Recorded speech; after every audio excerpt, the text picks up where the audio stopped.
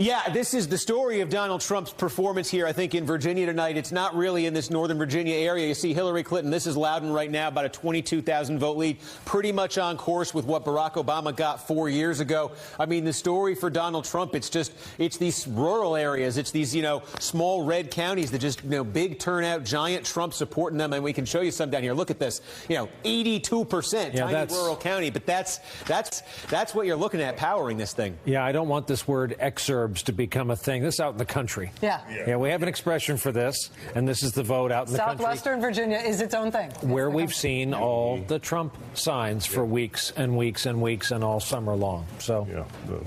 Nicole Wallace, you're the caffeinated canary. No, listen, I feel like I was wrong. I mean, this is really a tight race, and the Clinton campaign projected a lot more confidence than has been reflected in the way the evening has gone down so far. And no matter what happens, Trump had a lot more support in a lot more states among a lot more people than the polls detected up to this morning. I am told Lawrence O'Donnell has more from the insiders. Lawrence? We're here with Steve Schmidt and James Carville. James, I've seen you worried from time to time. I've never seen you more worried about anything than you were worried about Virginia. How are you feeling now? Well, I feel much better.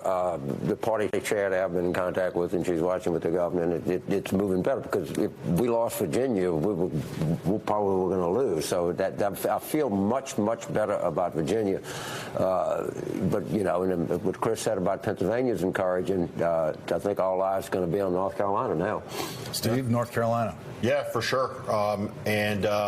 And she's behind in North Carolina. Look, my prediction was 320 to 340 electoral votes for her. I'm clearly wrong on that. This is going to be a very long night. It's going to be close. And you look at the rural vote that's coming in Florida, I don't think these things happen in isolation. So as we move into Ohio, we move into Michigan, we're going to see this phenomenon play out. But the presidency is up for grabs, clearly. That's what you keep saying in our ongoing conversation here that the audience hasn't been a part of, is that this doesn't happen in isolation. Right. Talk about Michigan. What can we expect in Michigan if you have all this turnout in North Florida, if you have all this turnout in North Florida, if you have all this turnout in rural Virginia, if you have all this turnout, it's going to bleed over into Michigan. I mean, it's very hard for me to see a scenario. I hope I'm wrong. I desperately want to be wrong. I'm not in the business of being to be right here tonight, but it worries me about Michigan. We're getting to the point here. Yeah, several passed to 270,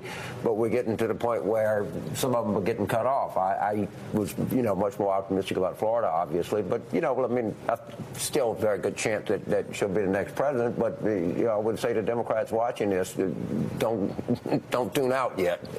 Steve, a chance that she'll be the next president? Yeah, for sure there's a chance she'll be the next president, but it's a lot closer than anybody expected, certainly in all our line of work. Brian, we're going back to you for poll closings. That quote from Steve Schmidt will find a life of its own tonight. The presidency is up for grabs. We just heard it there on live television. Both Mr. Carville and Mr. Schmidt exercising a whole lot of caution. The American people have a funny way of making sure they get heard, and they are being heard tonight. 10 o'clock hour is 5 seconds away. Here we go. States here. This is in gold. There they are. Here are the closings this hour. It is 10 p.m. in the state of Iowa. Our call for right now is too close to call. In the state of Nevada, our call for this hour is too close to call. In the state of Utah, and remember, favorite son in the race, three-way, too early to call. Clinton, Trump, McMullen. In the state of Montana, the Big Sky State goes to Donald Trump. So that red band, that red wall continues its trek west with the time zones. Here's the electoral race, 140, 104.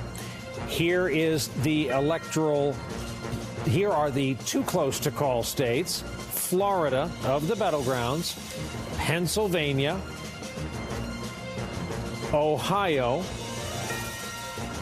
Georgia, Michigan, all of these too close to call, North Carolina, 81% in. Virginia. We talked a lot about Virginia this last Look hour. how close. Minnesota. 12% of the raw vote in. New Hampshire and Maine. Too early to call. Here we go, Arizona.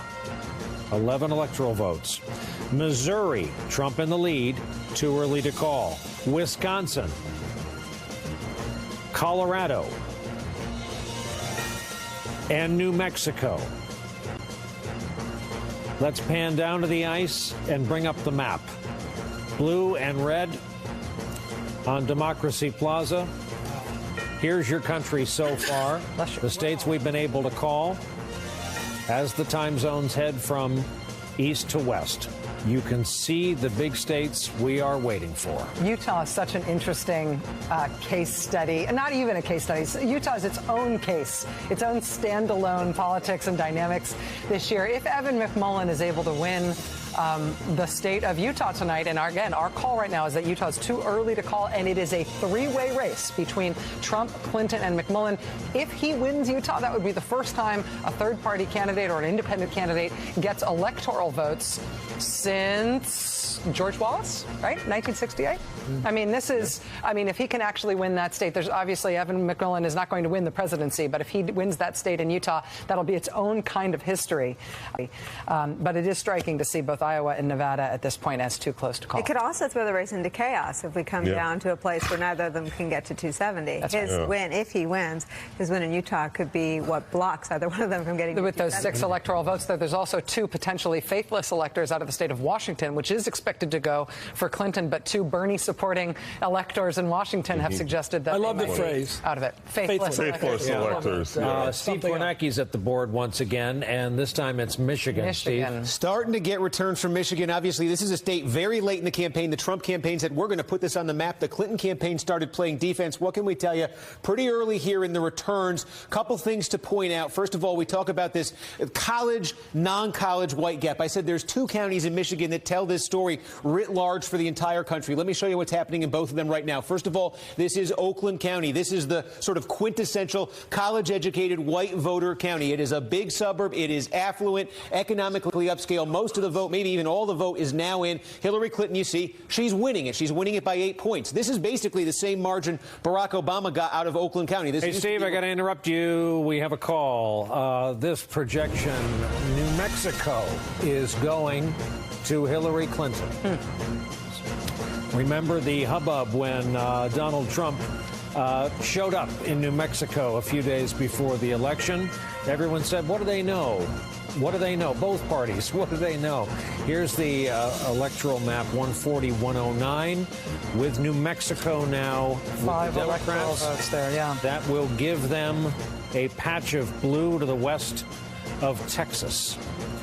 So there's your map. Mr. Kornacki, please continue. Apologies. No problem. I understand. So we are talking about Oakland County. This is the heart of the college-educated white voter. This is the big college-educated white voter county in Michigan. And you see, mostly in right now, Hillary Clinton's won it. Used to be a Republican county. Now Clinton wins by 8 points. But we said keep an eye right next door tonight on another giant county outside Detroit. That is Macomb County. Macomb County is where that term you hear in politics, Reagan Democrat, comes from. This place went for Reagan in the 80s. It swung back to the Democrats. Barack Obama won it. These are blue-collar white voters. Check out what's happening. It's early in Macomb County. Barack Obama won this county 4 years ago. Barack Obama won this county 8 years ago. Democrats said all those stories about us struggling in Macomb County, they're a thing of the past. Well, check this out. Donald Trump, it's early here. He's leading by 20. This matches what polling showed, though, in the run-up to this election might happen in Macomb County. This is a county that's going to churn out at least 400,000 votes tonight. Donald Trump, if this holds, this is a major shift within the state of Michigan. This is a big reason why his campaign decided to target this state. Now, if you're a Democrat, you still have some counties that are yet to come in. We can take a look at Wayne. This is where Detroit is. It's not just Detroit. You'll end up seeing about 800,000 votes come out of here. This will end up probably going Clinton's way in a big way. Also, right next door, this is where the University of Michigan is. College town, very liberal. A lot of votes still to come there. One quick thing we can point out, too. Where did Hillary Clinton go when she went into Michigan. She went right outside Grand Rapids. She delivered a speech that was all about her relationships, friendships, willingness to work with Republicans. She was trying to make inroads in Republican Michigan. This county 4 years ago, Mitt Romney got 68%. Clinton spoke there yesterday. You see, it may have made a tiny impact, but 63% for Trump there right now. Steve Kornacki, can I just ask you one quick question, Steve? Hang on, I got a projection. NBC News is projecting that when all the votes are counted, Donald Trump will be the winner in Missouri. 10 electoral votes, another piece in the Midwest, and another patch of red. The race to 270 looks like this: 150, 109. Let's look at Missouri on the map. Thank you. Steve Kornacki, can I ask you one impressionistic question in terms of what you've been watching tonight? No, I can't. Oh. You there, I'm here. Steve? Yes, sorry. Go ahead. I'm sorry. I was hiding behind a pillar. If you could repeat the question, I'm sorry. Here's my question. As you have been watching these returns come in, as you have been tracking these county-by-county results, as we've been looking at these dozen states now that are too close to call, roughly, are you seeing anything where the polling seems like it was flat wrong, where the polling seems like it was radically off in terms of what we're seeing tonight on election night? Yeah, I don't know radically. I mean, when you think about it, Florida, it looked like Clinton was leading steadily in the polls by 2-3 points. Probably if you averaged them together, it looked like she had a slight advantage there. We knew Florida 4 years ago was the closest state on the map. It was decided by less than a point. So when you're looking at how close it is right now, it's not a radical difference. It's not like there's a miss there by 10 points. But I think the accumulation of all those polls in Florida, for that matter, North Carolina, you started adding them up, and it just looked like Hillary Clinton had a small but steady lead in those states. So those are closer. I think Virginia, the fact that Virginia is as close as it is, I think that ends up being a surprise. There were a few polls late there that showed that thing might be closing. But I mean, I think there was an expectation, a pretty broad expectation among politics people 2 weeks ago that Virginia could even be a double-digit win. There was that idea that it was Tim Kaine's home state and that demographically, those college-educated white suburbanites in the northern Virginia suburbs, they were just coming to dominate even a little bit in the suburbs around Richmond. But again, there is that equally strong message that's being delivered tonight by white voters in sort of rural areas, exurbs. They are coming out in big numbers. You're taking, and you've been talking about this, they're taking counties we knew were red. They're making them redder tonight. Steve Kornacki, thank you very much. Super helpful in terms of that context. Chris Matthews. Well, you look at Michigan historically, it shouldn't be such a shock that it might go for Trump because there is a history of very conservative white voting in Macomb County. Oh, yeah. George Wallace won the 1972 Democratic, as you know, Gene, won that primary out there. Democrats, which includes a lot of African-American voters. So even with that shift, I mean, that minority role, it is a conservative area. I think we make a mistake thinking the South's all south of here. A lot of it's mixed around. And I think that contiguous map we're looking at is, however, very powerful. I think we are increasingly a bicoastal, a country that sees itself as a bicoastal progressive part of the world, and a very, not necessarily isolationist, but very traditional center of the country, and conservative, and white, if you will, and especially the prairie states. Look at them up there, the plain states, the Dakotas, all those states, they just go Republican. A lot of this map, in all fairness, could have been filled in a couple of months ago. It's the interesting thing is the states that we're following tonight are the ones we've been wondering about for months. Absolutely. So we're pretty much where we were months ago in terms of knowing how this is going. It's January. What's interesting is it's very cloying. It's very teasing. It's not telling us the answer. Yeah. And I'll tell you, all we're getting is what we knew when we went in. Now, the interesting race, of course, are the Senate races where you saw, as you pointed out before you got on tonight, the Indiana race. It's really a blowout for the Todd Young beating the knockout. A great name, by the way, for a newcomer, Todd Young, running against a well-known Evan Bayh, who was a long-time popular figure in that state. Elected, his father was a senator, he was governor, he was a senator. He could have stayed there forever had he stayed there. Exactly, and they just decided he was past his sell-by date, right? He just wasn't. You don't go away and come back home and say, I've been away. And I think that's a fact. I think we're interesting. But also tonight, we don't know who's going to run the Senate. As a friend of mine pointed out today, we have 3 branches of government at stake tonight. Later tonight, we'll know that. The presidency, the United States Senate, and the Supreme Court. All of them lie before the American people's tabulations tonight between now and hopefully when 2 in the morning, when we sort of begin to think it's time to take a nap at least. So I think it's to me, I love this because I love exciting close races. I hope there's clarity. I hope there is a concession speech by the loser. I hope the American people go to bed and say, at least we have an electoral system that works, that's clean, it's trustable, it's not rigged. And in the end, we had an exciting race, which, as surprising and as disturbing as it was, had a conclusion. I think the idea that Michigan is not in reach for Republicans is one that people forget when you come down to the final stretch. Michigan is always in the game plan on a traditional campaign, and George W. Bush spent a lot of time campaigning in the Upper Peninsula. Good reminder. Which, you know, Michigan is always available to you in the beginning, and then depending on the contours of the race, depending on how you're doing in the battleground states, you simply have to make choices. It's like Pennsylvania and New Jersey for Republicans. You always put it on your wish list because of the nature of the people who live there. They do have a lot of traditional values in common with traditional Republican candidates. So this, again, is exactly what Donald Trump should have been doing if he'd had a traditional campaign all along. If he'd had a traditional campaign all along, he would have been there. Ken Mellman, who was George W. Bush campaign chairman, had a metric for touching these states and these kind of voters every 10 or 12 days. You know, so if he wins, he will have done it despite. And how would you put Michigan and Wisconsin on that in terms? I mean, Wisconsin's another one. I literally was on a bus tour through both. I mean, I ate custard, which they call ice cream in Wisconsin, and it's a long drive. Another thing, a living memory of how great it was. In Pennsylvania, the steel cities of Western Pennsylvania, like McKeesport, places like that where the cities boomed, that every guy coming out of World War II had a job. Coming out of World War II, white guys mainly, but a lot of jobs out there. In Detroit, Motor City, it was a city of 2 million people, built for 2 million people. It's a boom town. We made them cars for the world. We made steel for the world in Pennsylvania. We were the center of the universe in terms of manufacturing. These people all remember that, and they want it back. And Trump talked about it from the beginning of his primary run. Nirvana back to you. Exactly. That's what he said. That's what he promised. How he could possibly deliver that, no one knows. But that was the promise. I do wonder, though, whether a more conventional Donald Trump running a more conventional campaign would have done as well as this Donald Trump running this campaign. We'll never know. I mean, we'll never know. Anyway, what's your answer? I think not. Actually, he would have lost in the primary. He would have lost in the primary. He would have lost to Donald Trump, right? I mean, there was he hit a nerve at the right moment with this sort of unconventional is not the word for it, at times crazy approach to campaigning. He could have reined it in after becoming the nominee, but I know we haven't proven right? Yeah. Fine-tuning Donald Trump is a challenge. Two pieces of business. We have a Senate call in North Carolina. Burr is our projected victor in the Senate race in North Carolina. This was a tough thought race. this would go later tonight.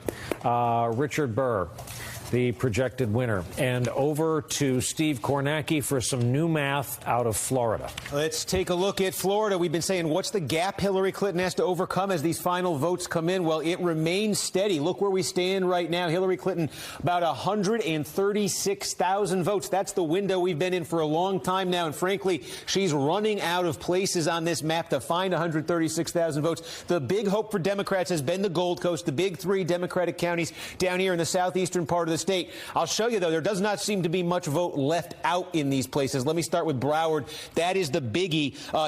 About 755,000 votes were cast in Broward County 4 years ago. That was a high turnout election, 755. You see, they've blown past that number here. Doesn't mean they're all in. There are some left. There are not a lot left, I don't think. Also, Palm Beach County, 600,000 votes were cast here. You can see, again, they've blown past that. Miami-Dade County, it was 875. You can see they are well past that. There is big Democratic turnout in these places, and Hillary Clinton's getting the margins Barack Obama did, maybe even a little more. But there is enormous turnout in Republican areas of this state as well. There also might be a little vote left up here, Volusia County, think Daytona Beach. This was dead even 4 years ago. Mitt Romney won this thing by a hair. Donald Trump has turned this into a double-digit win, and also the turnout is much higher. Let me show you this. Overall, statewide turnout in Florida, if you add these numbers together, you're over 9 million. You're north of 9 million. You're probably sitting at about 9.2, 9.3 million if you add them all together. Keep that in mind as I show you what the results were 4 years ago. We thought this was high turnout. Look at this. You were sitting back, when you add all the third-party candidates together, about 8.5 million in Florida 4 years ago. So that is considerably higher turnout. Democratic organization, Democrat turnout, those big counties, a big story tonight. Republican turnout is too. Maria Teresa Kumar is with us here in the studio, CEO of Voto Latino. Maria Teresa, I wanted to get your take on the Florida numbers Steve just walked us through. Well, one of the things I would be looking at right now is how many of those Republicans basically split their ticket. We know that roughly about 100,000 of them split their ticket for Hillary Clinton, but then went down ballot for Marco Rubio, securing his win. So of those individuals that are left over, I'm curious to see how many people, and I would look specifically be speaking about Republican women that decide to vote for Hillary, but then went down ballot. All right, Maria Teresa Kumar, thank you very much. Thank you, Ryan. We're going to take a quick break, and when we come back, we will update all of the pending races, including the one you see there. North Carolina with 83% of the vote in, too close to call, followed by Michigan, and the list we have almost committed to memory by now.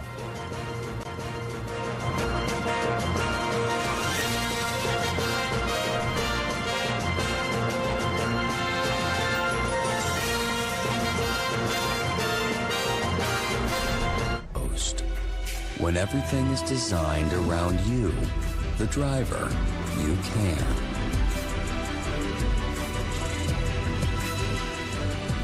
The new Mazda 3.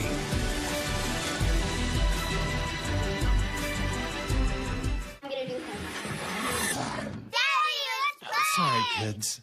Feeling dead on your feet? I've been on my feet all day. Dr. Scholl's massaging gel insoles have a unique gel wave design for outrageous comfort that helps you feel more energized. Dr. Scholl's, feel the energy.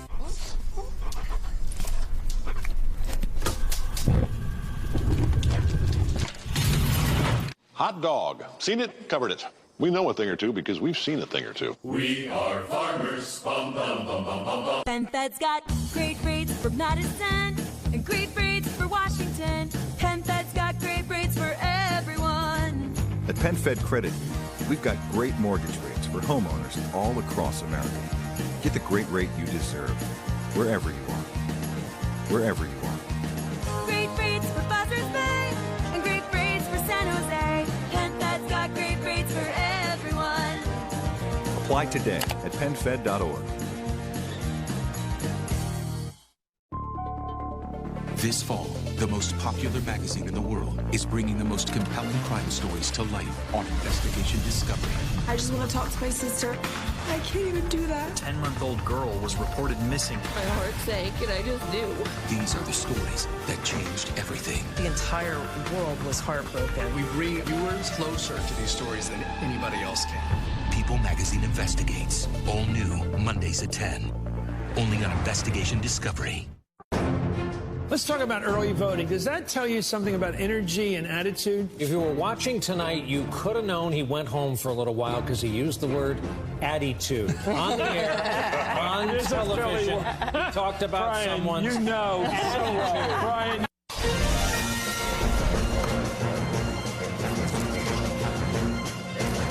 We are back. We have a major call coming out of the vote. We'll try to get it up there, and it is Ohio. Donald Trump, the projected winner in the state of Ohio. 18 electoral votes, a hugely important piece of real estate where that comparison is concerned. 168, 109 in the race to 270. Here's where it looks like, this is where it looks like as a color, filling in the red alongside Indiana to the west of Pennsylvania, down on through West Virginia, Kentucky, Tennessee, and so on. Ohio and Iowa had been the two traditional swing states that the Clinton campaign felt like were, or the Trump campaign felt like were most within their grasp. Iowa and Ohio consistently have been polling in ways that have been favorable to Donald Trump. Obviously, Ohio is the archetypal battleground, but I think everybody's been feeling like it was leaning toward him. Still, that's got to shake the Clinton confidence even more than these other close races do right now. I do want to point out one thing about North Carolina, which we are watching so intently right now. Again, North Carolina is one of these states that is too close to call, and it has been so for a very long time. Even right now, with 83% of the vote in, it is still too close to call Trump in the lead. But we were talking a little bit earlier on about the other two big ticket races in North Carolina. One of them, this Senate race, Richard Burr, incumbent Republican senator, trying to hold on to his seat against Deborah Ross, who ran a good campaign against him. Burr is now the projected winner of that seat. He will hold on to that seat. The other big ticket item in North Carolina is the governor's race. And it's been fascinating to watch these governor's numbers come in out of this governor's race in North Carolina. Right now, again, with 84% of the vote up, it is too early to call. Too early to call in North Carolina, but you see these guys deadlocked 49-49. So if you're looking for sort of advice as to how North Carolina is going to go in the presidential, that Senate race may make you think that Donald Trump is going to pull it out. This governor's race gives us no information because this is as close as they come. Yeah, historically, you have to win Ohio if you're a Republican. It's a necessary condition, but not a sufficient condition. Winning Ohio does put him at the edge now, possibly winning the election. However, I do think we're going to see a pattern which is traditional. The Republican, if you look at the country, is basically divided 50-50. Winning Ohio, then losing Pennsylvania makes sense tonight. We'll see if it does end up making sense. One thing I will say about this Ohio call is that this is something that the Clinton campaign was prepared for. So when they were setting out their map that said, OK, we have all these more paths than the Trump campaign, it included losing Ohio and losing Iowa. Yeah. So I think from that perspective, this news should be tempered just a little bit. I think the question is still their path. Don't forget, we haven't even started talking about Colorado. And there were some late questions in this race about Colorado and what the movements there were going to be. Their path is Virginia, Colorado, and it's through the South. All right. Speaking of Colorado, let's do some of these Senate races, because the first one on our list, we've been trying to fall back and catch up with these Senate races this evening, is Michael Bennet returning from Colorado. There will be Democratic incumbent there. Inevitable talk about Michael Bennet joining leadership, I think, in the years to come. A very popular figure. And more about Colorado as a state after this. The leader of the Democrats predicted, people guess, it's going to be led by Chuck Schumer of New York, who had an easy time returning to the Senate. We're just going to go through these. Jerry Moran in Kansas. John Hoeven, North Dakota. Getting these as you're seeing them. John Thune going back to the Senate from South Dakota. He had an interesting history with Donald Trump during this campaign. John Boozman, Arkansas. Georgia, it's going to be Johnny Isaacson. In Iowa, the longtime KG Republican veteran Chuck Grassley going back. And Mike Lee, the popular Republican, is going back from Utah. Here's the Senate again. Democrats with one net gain, but this is early. Yeah, but the Senate races that are outstanding right now are a bunch of fascinating ones. In Missouri, I believe our characterization in Missouri with Roy Blunt trying to return to the Senate, the Republican, against a Democratic challenger named Jason Kander. I believe our characterization there is that is still too early to call. I thought that was too early, yeah. In Missouri, we do have a presidential call that Missouri has gone to Donald Trump at the presidential level, but this Senate race right now still too early to call. Also, in terms of too close to call Senate races, big names. Pat Toomey in Pennsylvania against Katie McGinty, the Democrat. That's too close to call. In New Hampshire, the Kelly Ayotte race against the Democratic governor, Maggie Hassan. That is too close to call. And in Nevada, we've got Joe Heck, the Republican, up against Catherine Cortez Masto, who's the Democrat trying to take Harry Reid's seat there. We have too close. Excuse me. We have a major projection. In the state of Virginia, the Commonwealth of Virginia, the projected winner is Hillary Clinton. Casey Hunt. Campaign breathing a sigh of relief there. Sure, sigh of relief. And, you know, we were talking earlier, and I had a source talking to me about, and forgive me for using a House race as an example here, but Barbara Comstock, she's a representative from Northern Virginia, Fairfax area. I'm told her internal polling had her tied.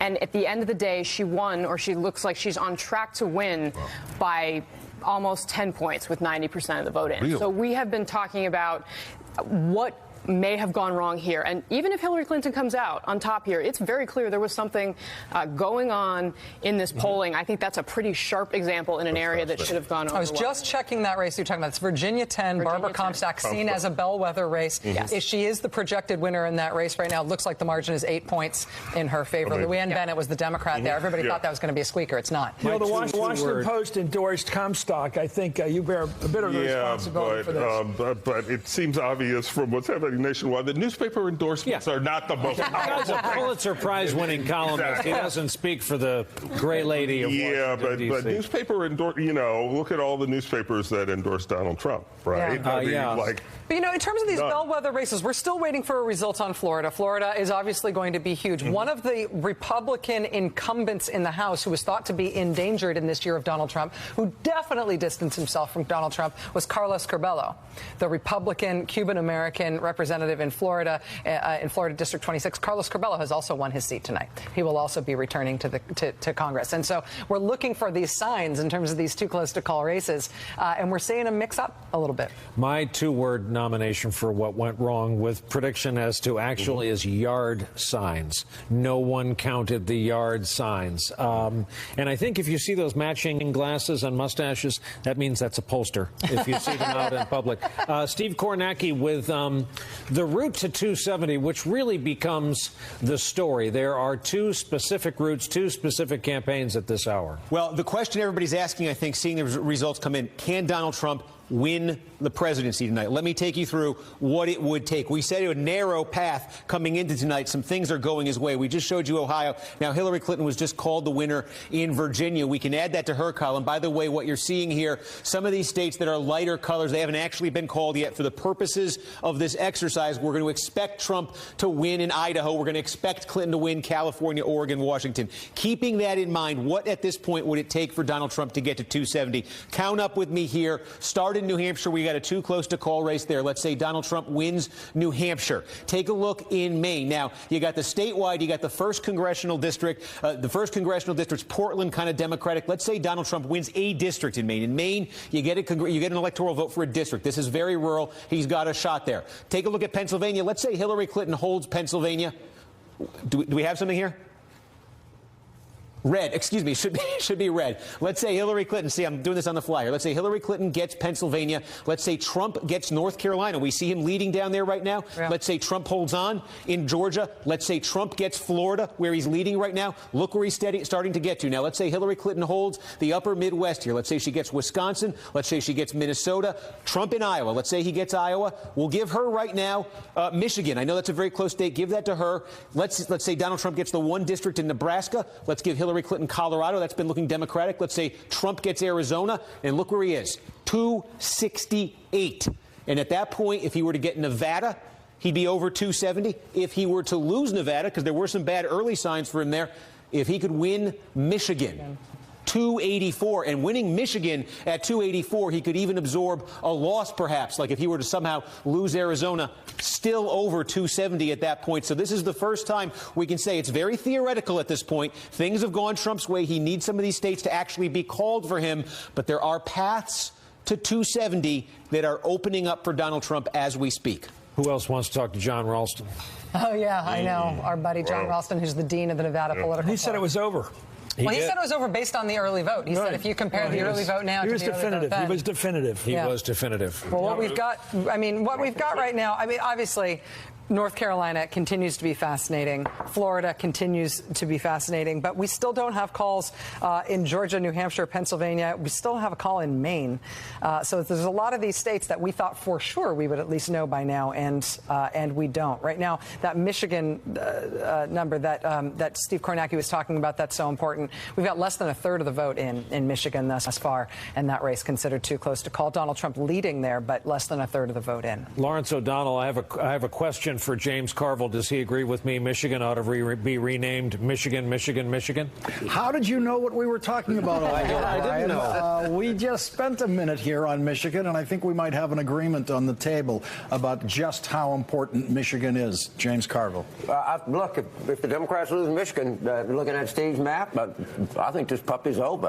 I mean, you stand by, because Michigan is going to be really critical. I mean, it was good we held Virginia, but we were supposed to hold Virginia. I mean, that was just sort of necessary. I hope Chris is right about Pennsylvania. North Carolina looks less than encouraging. Florida looks less than encouraging. I mean, the thing will come down to Michigan. Steve, Michigan. Michigan's going to decide who the president of the United States is tonight. Simple as that. Simple as that. You've seen the map. Let's go back to where we began tonight. Florida. What do you see? Where do you think we are right now? It's very ominous for Hillary Clinton. I don't think she's going to be able to make up the ground in Florida. It doesn't seem to me that there's enough outstanding vote share for her to be able to come back. But I think what we've seen is a surge of rural Republican red vote, and you see that early call in Ohio, though the Clinton campaign was expecting it, that portends ominously for Michigan. Culturally, there's an alignment of these voters, and you're seeing them perform, I think, at a consistent level across all of these states, which is vastly exceeding expectations. And it's something that Nicole was saying earlier. Donald Trump doesn't have a traditional ground game. And this is an organic surge of support that just wasn't seen, wasn't anticipated across the board in the predictive analysis and the models and the polling. Yeah. James, you've been on the phone to Florida. You're writing off Florida at this point for Clinton? I think it's very difficult. I'll be honest. It doesn't do any good to kind of spin it. It's closed. Looking at the map and looking what's out, I just don't see that many votes in Broward now. I think they'll get close to 950,000 people voting. They're going to blow way past the margins there, but he's still getting a third. I mean, for every 100,000, he gets your margins only. You win 66, he wins 33. I mean, the margin's only 30. It seems to me to be very difficult. I would love to be wrong. I would love to crow later tonight and say that she did carry Florida. I'm with Steve. The quickness of the Ohio call was disturbing. Not so much that we lost Ohio. That was always a real possibility, but that it came so quick. The first brink you felt yourself on tonight was Virginia. That was the first one where you said, if Hillary Clinton doesn't win Virginia, it's lost. Now we've moved to Michigan. Michigan's the next stop on the must-win. We thought going into the night, it was that he had break. He had to do this. He had to do that. It is now the Democrats have to. They don't have the margin. The path here is getting to be very narrow. I'm not saying it's impossible. I'm not saying that it can't be done. I'm just saying as the night goes on, the path narrows, and it's narrowed through on Steve's map. It's pretty clear that Michigan is absolutely critical. Steve, who do you see with the favored map at this point? I think you have to, well, look, I think it's a 50-50 proposition, other than to say this, that Donald Trump had to drop a bunch of these states tonight, had to win. In every state that he's had to win, he's dropped, right? He's dropped it into his column tonight. So he had a tight, narrow path. He had to pull an inside straight. He's on his way to pulling it. Now, so we'll see in Michigan, but you look at these numbers in Michigan and you look at the cultural similarities, between Michigan and Ohio. I think at this hour, you certainly can't say that, she has an easy ride in the state of Michigan. Brian, tonight, it's Michigan, Michigan, Michigan at this table. Lawrence and our specialists, our insiders, thank you. We have another projection. Just as we were going to sneak away to a break, we have another projection, and that is that in the state of Colorado, when all the votes are counted, Hillary Clinton will pick up 9 electoral votes there. As we look at the race to 270, here's the bar chart, 168 to 131. Let's see what this looks like in blue and red. It certainly starts a vertical for the Democrats out west. They have a known vertical in California along the Pacific Ocean. But Chris Matthews, listening to those, our colleagues in the other studio, interesting. Look, there's no other word for it, that this is a surprise. And that, you know, I've been looking at these maps going back to whenever they started making them, and it's beginning to look like a familiar map. It's beginning to look like a map we've gotten used to. And Colorado is more liberal than most of the West, and New Mexico is more Hispanic. And we're going to see that logic continue. I think the patterns that we're looking at, how Northern Virginia, though, is holding strong for Hillary Clinton. And not as strong as they thought, but it's going to be there. The suburbs of Philadelphia have let to be heard. I think Pennsylvania is strongly going to go for Hillary Clinton. And the fascinating thing is that Michigan, which was picked up on the radar screen of the Trump people about 2 weeks ago, for people that don't seem to have all the mechanisms and apparatus of politics, they had good ears. And an airplane. Yeah, and they picked up when I said, you know, we better get out there and spend some time out there as an option to Pennsylvania, because they talked Pennsylvania for months, and they said, well, wait a minute, we can't do that. So now we're going to go up this other route. I mean, it's almost like the Civil War, General Lee looking for the place to go up, Yeah. And unfortunately, it's a lot like the Civil War, and we're going to take the next president to be a unifier, whoever it is. But I think that the fact that Utah, Nicole mentioned, that Evan McMullen could screw the whole thing up by 2 or 3 in the morning with this Zion vote, going back to Utah as an LDS guy and appealing to what we used to call our favorite son sort of election out there, could screw the thing up, because we do like to believe in this rickety system of ours actually working and it actually producing a president with 270 electoral votes. We haven't had this problem since back when those untied electors were elected back in the 60s, where we actually said, what are they going to do? I do think this is... punditry only goes so far, and it's based on history. Gene? Yeah. It's based on history. No, I mean, we don't have a history of tonight. No, we don't. And so there's nothing in the logbook. And we should have known that based on the primary. But, not just punditry, but the numbers. I mean, the polling seemed to indicate something something different from what we're seeing tonight. So we're not all that far off the polls at this point. There hasn't been a shocker. Mm-hmm. The overall race being this close is shocking, I think, to a lot of people. But in terms of, Trump winning Ohio is not crazy. Hillary Clinton winning Virginia is not crazy. Mm-hmm. We still don't know about North Carolina and Florida. We don't. We haven't seen a race end up in a place that's radically different than the polls said it would end up. But James is right. At the margin, we thought Virginia would have been early in the evening, and the fact that actually, on the other hand, we did thought Georgia would be earlier in the evening. That's another fact. Case, can you make your point again? I just think that we should have seen this coming, because the primary was we were so surprised. No one thought that Donald Trump was ever going to get this far. Katie Tur has been saying this over and over and over again, as long as, she's been covering him. I have to say that when I was out with Hillary Clinton on the last week of the campaign, not this past weekend was a little bit different, but we were going from smallish staged event to smallish staged event, and at the time I thought this does not feel like covering a winning campaign in the final week. And I took some criticism for that from some sources, and this weekend felt like a winning campaign. The president, you all saw the rally on Independence Mall, but day to day you drive to these events, you drive past fields of Donald Trump signs. It's anecdotal, but it's there. And anecdotally speaking, in terms of that Philadelphia event, one of the things that I noticed covering that live last night was, although that was an incredibly intense event in terms of the visuals and 33,000 people out in front of Independence Hall and Michelle Obama and Barack Obama, and all, when Hillary Clinton gave her remarks, she was serious. She was almost tense. She did not at all seem psyched to be looking out at that huge numbers of people. There was no lightness to her, like relief, like, oh, this is over and I've got it. Right. You could see it. I'm not a body language person in terms of dealing with candidates, but I was so different than what I expected to see from her, given the stagecraft of that evening.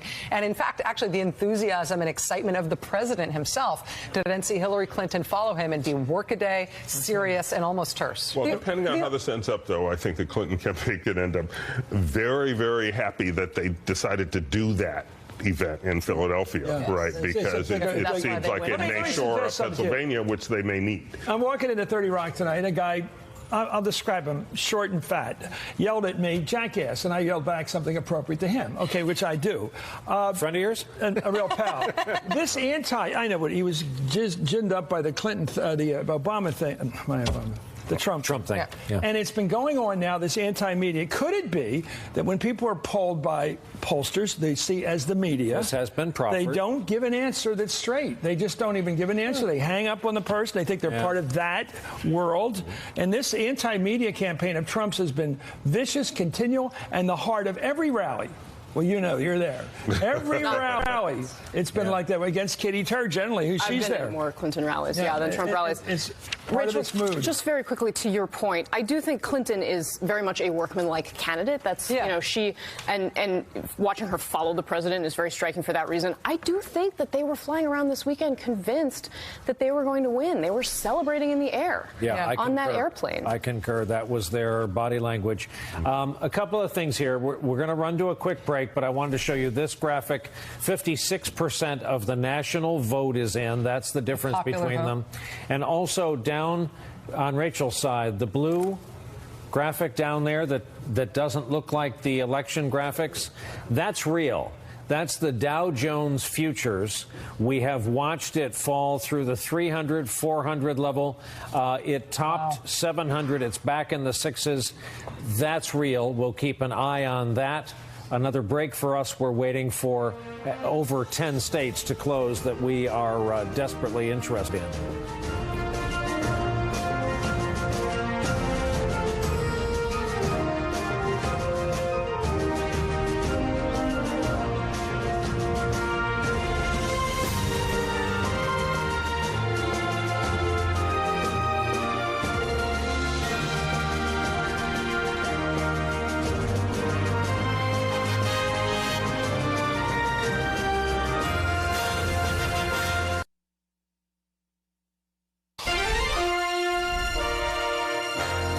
Clinton headquarters on the left. That's the Javits Convention Center, a sprawling structure along the Hudson River on the right. The much more modest space, the ballroom inside the venerable New York Hilton on 6th Avenue in Midtown Manhattan, a building visible from our building here, and surrounded, as are all the secure locations tonight in New York, with New York City Sanitation Department dump trucks filled with sand. They have decided to use those as an impenetrable barrier.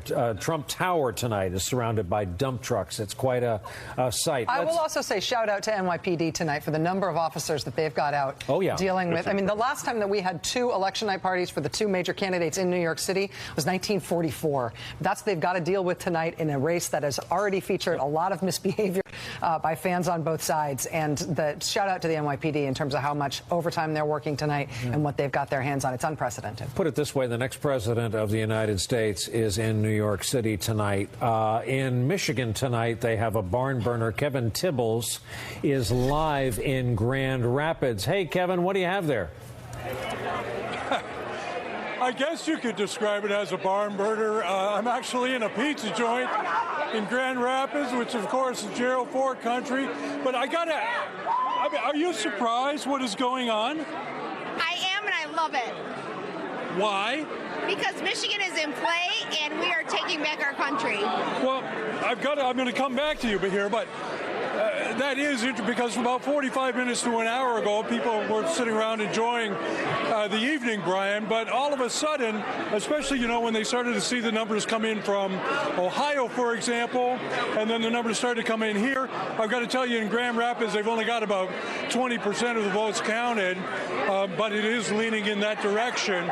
And now I'm going to come back to what does that mean, take our country back? It means ending corruption. It means loving our country. It means bringing back freedom and liberty to America and bringing back all the things that we believe in our country. Is there some kind of as you can tell, Brian, I mean, it's a loud, raucous place. Is there some kind of a message that you're supposed to be trying to be sending to some establishment out there? No, it's just being fiscally responsible. It's taking care of America. It's ending corruption. It's draining the swamp. And as a woman, I have to ask this question. You voted for Donald Trump. Yes. Why? Because Donald Trump is going to change America and bring back integrity country and bring back America to what we need to be, where we need to be. What we have seen is some sort of a change seems to be taking place in Michigan tonight. And Brian, I'm sure I'll be talking to you as soon as that change, however way it goes, happens. I'll send it back to you, Brian. In the meantime, you're in the right place. Stay surrounded by people, pizza, and the beverage of your choice. Kevin Tibbles in Jerry Ford's home congressional district. And everybody, I mean, we heard James Carville and Steve Schmidt agreeing earlier this hour. Our insiders, our professionals agreeing that Michigan's going to decide the presidency tonight. Right now, just to check in, with 45% of the vote in Michigan, it's real tight, 48-47, a tiny lead for Donald Trump with just under half of the vote in. We're also keeping a very, very, very close eye on Pennsylvania. Now, Pennsylvania has a little bit less than 2/3 of the vote in. We've got 65% of the vote in Pennsylvania right now. Hillary Clinton does have a lead right now in Pennsylvania. We also want to look at the other race that's outstanding right now in Pennsylvania, which is the Senate race in Pennsylvania. This has been a really interesting one to watch thus far. Pat Toomey's the Republican incumbent. He's been very cagey about his support for Donald Trump, or lack thereof. He waited until just over an hour before polls closed in Pennsylvania before he voted, so he would have to admit publicly that he did in fact vote for Trump. But right now, it's too close to call in Pennsylvania. You see that small lead there on behalf of the Democratic challenger to incumbent Senator Pat Toomey. Katie McGinty was chief of staff to the Democratic governor of Pennsylvania, Tom Wolf. She right now is leading Pat Toomey, apparently, with 64% of the vote in, but this is too close to call. Steve Kornacki is keeping a very close eye on Pennsylvania in terms of where we've got the vote in and what's still to come. Steve? Yeah, you see the situation right now. Clinton is leading in Pennsylvania. The votes that have been counted, the gap Donald Trump is trying to make up here in the state at this moment is 116,000 votes. Now, is it possible for him to get that? Let's take a look at the big places that are in and what's left for the Democrats. They have squeezed pretty much what they are going to squeeze out of Philadelphia. Still more vote, a little bit more vote to come in. Remember, they had the big rally there. Now, the target number here, the dream number, I should say, for Democrats here would have been something approaching 490 to 500,000 in terms of the margin. That's what Obama got. He got 492. You see right now Clinton's lead is sitting there closer to 400,000. They still feel they can win the state at 400,000, but it gets dicier at that point. Here's something that's a bit of a surprise. The suburbs of Philadelphia, we talked so much about college-educated white voters, suburbs of Philadelphia. This is going to be big for Hillary Clinton this year. Well, she's leading in them. You can see it's all blue around here, but let me take you through it. Look at the margin in Bucks, 49-47. That's pretty much unchanged from what we saw 4 years ago. That's not a huge shift to Hillary Clinton. There's a slight shift in Montgomery County. I think this was closer to about 17 points 4 years ago. You can see in Chester, this one was a little closer 4 years ago. There's been movement here. But again, this is not overall. This is about what Delaware came in at. This is not overall that dramatic a shift. Also, Pittsburgh basically in right now. The reason Donald Trump would still have some life in Pennsylvania, looking at the votes to come in, you see a lot of places that are red. York County running up the score here. You got vote there. You've got vote that's still going to come in Butler County. So there are some red areas left out here. Clinton leading. All right, Steve Kornacki, did you have a... Clinton's leading. I look at those county results. I mean, they're still talking about getting 450 out of Philadelphia, not 400,000. But, you know, that's a hell of a majority. And Jack Kennedy carried that city by 330, Humphrey by 450. There's a tradition of that kind of plurality coming out of the city. But it's been, as Steve points out, the huge difference is the suburbs used to be moderate Republican. They were New York Herald Tribune Republicans, Rockefeller Republicans. They don't exist anymore. Nor does the New York Herald Tribune. Right, the Herald Tribune. Yeah. The whole idea of a moderate Republican from the Northeast, like Bill Scranton, Nelson Rockefeller, Christine Todd Whitman, you know, from Jersey. There was this long pattern of well-to-do, in many cases, Republican moderates in that part of the country, and they're gone. Well, and that's why the burbs are going. Lowell Weicker, Mac Mathias, keep exactly going. Exactly those people. Another break. Our last break before the top of the hour, 11 o'clock poll closings. If anything happens, we'll break out.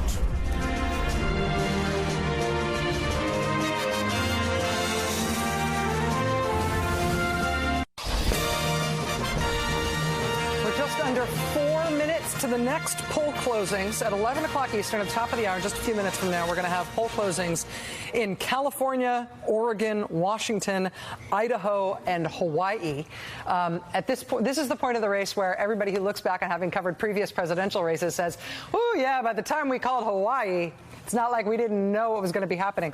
We have no idea what's going to be happening. Right now, at this point, of all of the swing states that you could possibly be watching, anybody who had a list of swing states right now, the only ones that are decided are Virginia for Hillary Clinton, Colorado for Hillary Clinton, New Mexico for Hillary Clinton, Donald Trump winning Ohio. Those are the projections in terms of NBC News. But in terms of outstanding states, we are still waiting for results on Georgia, North Carolina, Florida, New Hampshire, Pennsylvania, Arizona, Michigan, Wisconsin, Iowa, and Nevada. Chris, you've been sort of doing your own reporting on the Pennsylvania prospects. I just talked to the chairman of the Democratic City Committee. He is basically, to use the old term, boss of the city. And they're still expecting to get between 420 and 440,000. Maybe up to 450. So they're still meeting their quota, which has always been enough to carry the state. Where there has been a flattening out of expectations has been the suburbs. They've certainly, the fact that Hillary Clinton has carried all 4 suburban counties is history. But the fact that she's done it not so well is the surprise and the question mark for the state.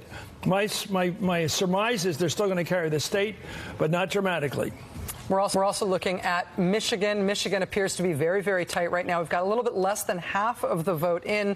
Trump appears to be in the lead, 49-46. But again, that's with less than half of the vote in. Steve Kornacki, do you have any intel for us on Michigan right now? Yeah, we could take you through where the vote still has to come in. The margin here for Donald Trump sitting, about 57,000 votes. That's what Hillary Clinton's got to make up. Obviously, the best thing for Democrats here, if you're looking for good news, if you're a Democrat and you're looking in Wayne County, this is where Detroit is. This is a place that cast something on the order of 800-some-odd thousand votes 4 years ago. So you can see there is a lot of vote to come in Wayne. The other thing I can tell you is early on we had numbers here that showed a much closer race. It seems like the suburban parts of Wayne County reported first. So the city of Detroit now may be the heart of what's to come in. So Hillary Clinton, you can expect she's going to get a lot of votes out of Wayne. Also next door, still votes to come in. This is where Ann Arbor, University of Michigan is. If you're Donald Trump, though, check this out. We talked about it earlier. Macomb County produced a total of 400,000 votes 4 years ago. You can see a lot of vote to come in Macomb.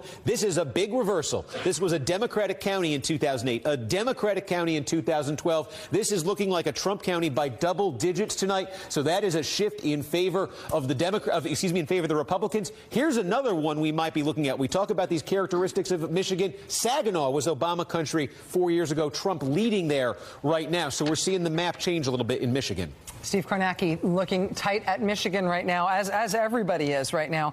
There's a lot of states that are still outstanding, but we're starting to key in on which of the ones are essentially forks in the road for these little paths that either of the candidates might have. At this point, each of the candidates has a path that's more like a deer track through light brush. Neither of them has a yellow brick road that you can see from space, right?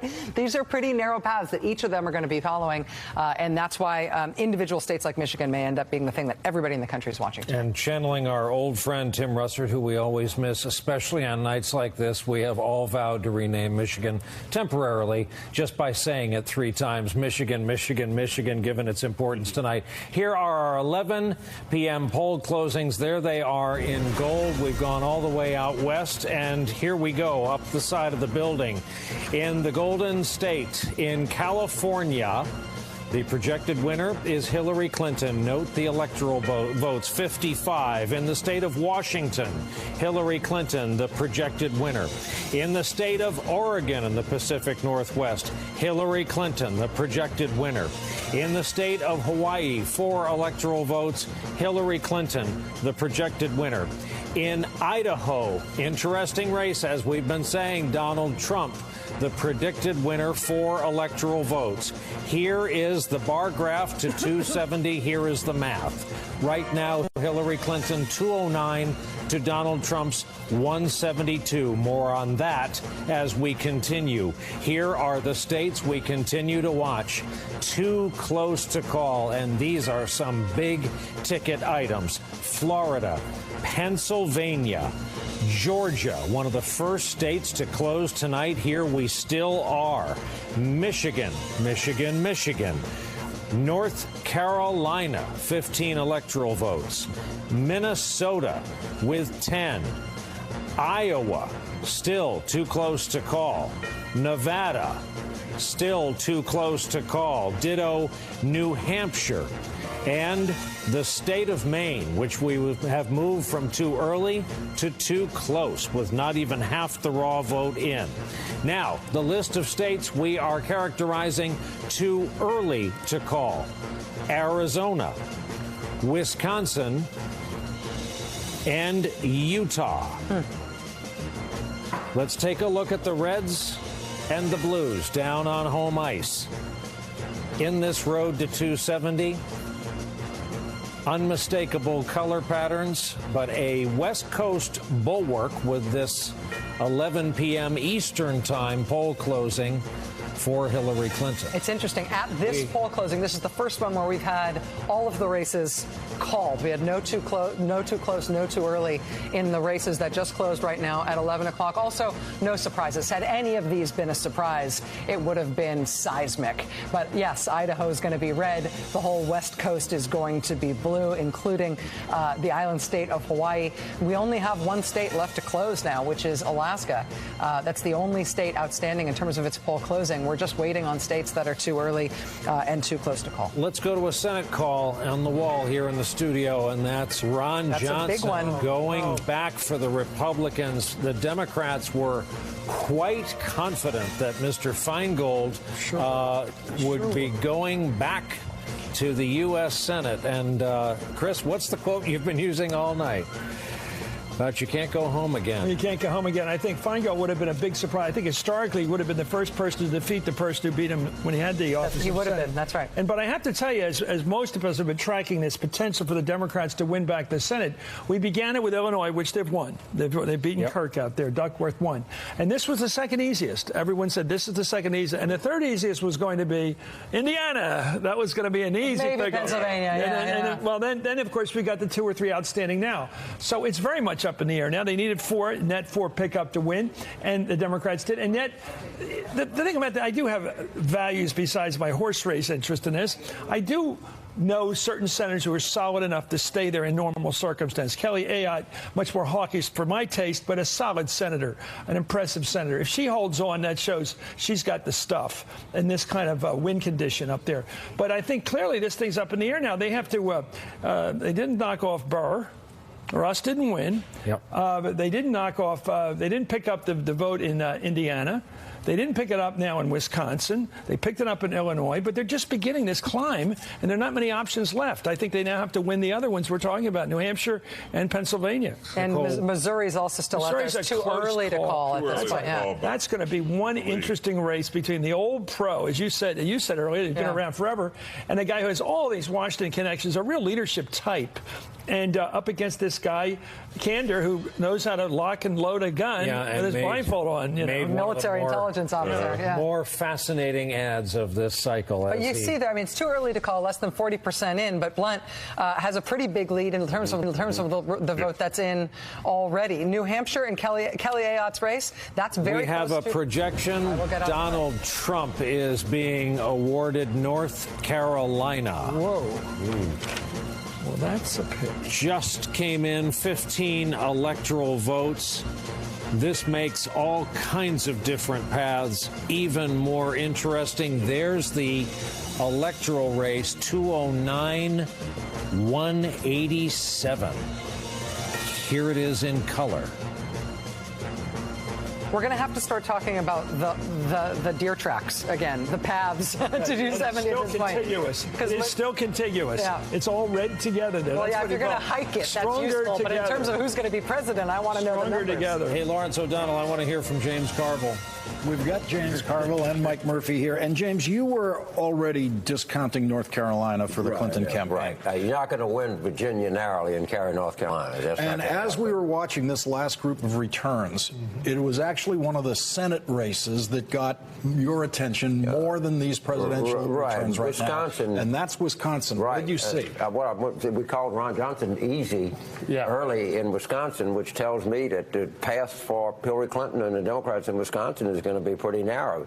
The math in Michigan, Mike and I were just doing some sort of back of the envelope calculations. I can see a way that she can win Michigan, but look, every domino has to fall now. Yeah, Michigan's super close, but there's a lot of Detroit left to come. If it's normal and some Genesee County, which is Flint, and Washington, Ann Arbor, Trump's doing well out state, but a lot of it is in. So she's in the hunt in Michigan. It's tight. Right. But we're looking at that saying, hey, if Detroit's really worth 300,000, again, you know, it's starting to look like she's in the hunt there. And then we hear Ron Johnson, who is considered the second most vulnerable Republican, has won pretty comfortably in Wisconsin. That indicates that the drama may be moving to Wisconsin. So for the scorecards at home, if the Clinton campaign takes Michigan, the next thing to watch is Wisconsin. Yeah, absolutely. And Wisconsin could be what breaks it or right. makes it for the Clinton. It looks like the Republicans may retain the Senate. If Trump wins the presidency, the Democratic Party will have the least amount of power that I can ever remember a political party having, both at the national level and the state level. It's hard to overestimate what this means tonight and how nervous Wisconsin, I am. we haven't carried Wisconsin since '84, so he's turning the map a little upside down in some ways here. If it happens. If it happens. Let's be clear. I want to be very clear that there's a way that the Democrats can win the presidency. I want to be clear about that. But again, a lot of now the dominoes have to start falling our way. All right, we're back to you, Brian. All right, Lawrence O'Donnell, thanks. Steve Kornacki over at the board. Let's talk paths here, Steve. Yeah, let's take a look at exactly what it would take, what they were just talking about there for Donald Trump. So you see the scoreboard right now with the new updates. So let's take you through a couple scenarios here. We've shown you it's not been called, but Donald Trump is leading in Florida right now. Georgia, it's not been called. But again, if Donald Trump were to get these two states, New Hampshire, this is too close to call right now. It is winnable for Trump. There is this congressional district, this rural congressional district in Maine. It's very winnable for Donald Trump. Let's leave Michigan and Wisconsin alone for a second, and let's go to Arizona, the next most likely target for Trump. Again, if he wins Arizona, look where he... Oh, and by the way, there's this one congressional district in Omaha. Again, if he wins that, then look where he's sitting. These are the most winnable states left for him, and he's sitting at 268, and he would be one state away from the presidency. Now, we're talking about Michigan. You got a lot of Democratic vote to come in Michigan, Trump leading by about 40,000 votes right now. You got Wisconsin. You still have votes to come in from Milwaukee. You still have votes to come in from the county where Madison is. Those are Democratic areas of the state. However, we are also seeing a lot of rural counties that are traditionally blue flip to red in Wisconsin. I can show you that in a minute, but Wisconsin, right now, that's why it's too close to call. And Nevada, that would be the third target. Donald Trump, if the other things I just showed you go his way, he needs to win one of these. He needs to win Nevada, or he needs to win Wisconsin, or he needs to win Michigan. If he does that, he's president-elect. All right. Let's talk about it. Nicole Wallace? Listen, I have been hearing for the last hour that Republicans are giddy about the prospect of controlling all three branches of power, which is what a lot of Republicans, even Trump detractors, think is within reach tonight. I've also heard from my Trump-loving parents who said if you're lucky, Trump won't deport you. I'm not so sure. I think Steve Schmidt, Mike Murphy, and I, if we go missing after here, like maybe have the building security. Right. Yeah, I think I'm near the top of it. But you know, we just had Bill McIntyre on across the hall, and all of the polls were wrong. She did not have a 3.5 point lead going into this morning, and that's what the average of polls had her at. This is not a map that reflects a 3-point lead. She didn't have that. I don't know that she ever had it. People will I think the Clinton camp is already sort of putting out this Comey spin, and it's half of the story, but the other half is what it did to him. He closed stronger than anyone in recent political history, and our folks that were on the trail with him talked about it. The New York Times wrote an incredible piece about how it was this thunderbolt that just got him on message. He made a closing argument that is being reflected in the exit polls about being an outsider. In a year when you like no one, you pick the known unknown, not the known, no, I don't like her. You pick the, I don't know if I don't like him. And that's what they picked. They picked, you know, I know I don't like her. I don't know how much I don't like him. And the closing argument from the Clinton campaign, this is about what kind of country you live in, is something every parent is going to have to grapple with, because this is the country we live in, where the disgust, I think 10 months ago I called him political chemo, who wipes out all the healthy blood cells, who takes out everything with him, because people think the disease is so acute, they're willing to take the strongest medicine possible. I think that's what we are seeing. The cancer was Washington, and a lot more people than we predicted, than our pollsters predicted, viewed him as the cure. Why aren't any incumbents losing? Well, you know, George W. Bush campaigned for, I think, every Republican who won tonight on the board, and his message was anti-protectionism, anti-isolationism, and anti-nativism. So voters are really smart, and I think they've calculated that at the top they want change. But it can't be that how is that Washington's smart if you're voting for two different things, right? Return all of Congress. You're voting for two diametrically then why isn't she winning? And listen, it is far more likely at this point that he wins than she wins. It is far more likely at this point that, and I say this not as someone who voted for him, but it is far more likely that he wins, and it is far more likely that tomorrow morning we're talking about a Trump cabinet than a Clinton cabinet. I'm not disputing that. What I'm disputing is that the diagnosis is that people wanted to get rid of Washington. Because if they wanted to get rid of Washington, they would have thrown out Ron Johnson. She'd been there 30 years. I think at the top, they viewed her as less appealing than him. I'm looking at the same polls you are. It's not a diagnosis for the rest of what happened tonight. Which I think is a fascinating thing. I don't know what it means that the Republican Party survives intact, and the only thing that changes is a radically different type of person at the top. I am not saying it's intact. I am not saying it's intact. Paul Ryan and Jim Comey, two Republicans, become like the last dinosaurs tomorrow morning. They become the most endangered species in the country. Because Trump's going to try to throw Ryan out? Donald Trump wants to work with the Speaker Ryan. He may say so tonight, and if he wins in a victory speech. Paul Ryan is endangered. He had the most uncomfortable and really excruciating endorsement of Donald Trump. If Trump wins, I think he wants a speaker that's going to go along with his. But he's going to get in there and be like, vengeance is mine. John McCain, you're dead. I don't think the party's intact. I'm only half joking about getting deported myself. It's not intact, but it has, at the level of our voters and our base, it has embraced change over stability. What does the new party call itself? Like I keep thinking of, Prince, the band formerly known as. I don't know. It's still the party formerly known as the Republicans. Had they thrown out more people running for Congress and running for the Senate, I would think that the Republican Party was going to be radically different. Instead, I think they just swapped out the guy at the top. Everybody else goes back. He's just not any guy, though. It's a pretty radical change at the top, though. Yep, it is. And so, one of the questions I think we would be asking if this went that way is, where do you draw the line pro-Trump, anti-Clinton, in terms of how people voted and why they voted that way? We have a poll we take here at NBC Wall Street Journal, which Jack Germond believed in as religion over the years. It's the right direction, wrong direction question. It's not ideological. It can mean we were too far left. It can mean we were too far right. You have to read it the way you read it. But it's been pretty consistently two-thirds we don't like the direction of this country. And so we tried, as a country, we picked Hope, big poster. I was for that all the way, of course, I'll admit it. And we're looking all the time for change. We made changes in 08. We made a change in 10, right? We made more of a change in 14. We're maybe making a change in 16. The president had a tremendous bond with this candidate for president of the Democratic Party. I've never seen a closer bond. She's my candidate. He's my president. Let's get together. We're going to do this. Well, it's not working tonight, so clearly it's certainly not clear yet who's going to win. But I do think there's tremendous response to that wrong direction number, that people keep trying to find the president they want, and they keep hoping. The Bernie crowd. This guy, Bernie, wasn't going to be president, but it was pushing that button. I want change. Everybody was pushing that button who voted for Bernie. He didn't make it. And people who like Trump liked Bernie as a second choice. They want that change. They're banging on the pipes, more hot water, whatever they're saying. They want something. Like the kid says, I want an item. I want a thing. In Bernieville, a Vermont Republican has just been elected governor. Well, maybe that's I just think that there's an urge for something we don't have. Yeah. And if Trump wins, I think it will be the toughest job in history for him to deliver what he promised. Well, if Hillary wins, she has to deal as an establishment figure, the first woman president, with a need to try to bind this country together and keep it workable for 4 years. And that means dealing with who is ever left on the Republican side. Across our newsroom, Hugh Hewitt, we've had many discussions with you, Hugh, over this campaign season. We have them all on video. What do you make of what you're witnessing? Well, I am perhaps the only admitted reluctant Trump voter in the building. And so I'm happy to explain. I think there are millions of people like me, people who are worried about the Supreme Court.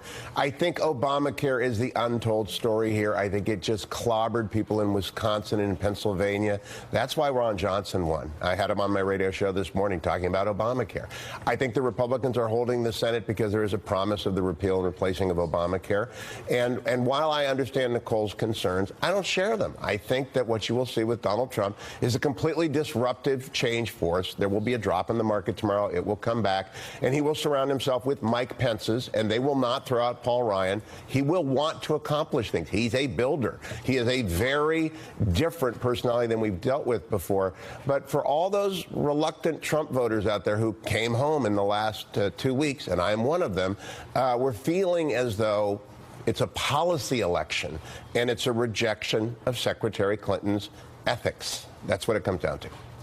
Hugh Hewitt will continue to knock this around here in this room. We're going to fit in a break. We are covering, to call it a fluid situation at the presidential level is an understatement.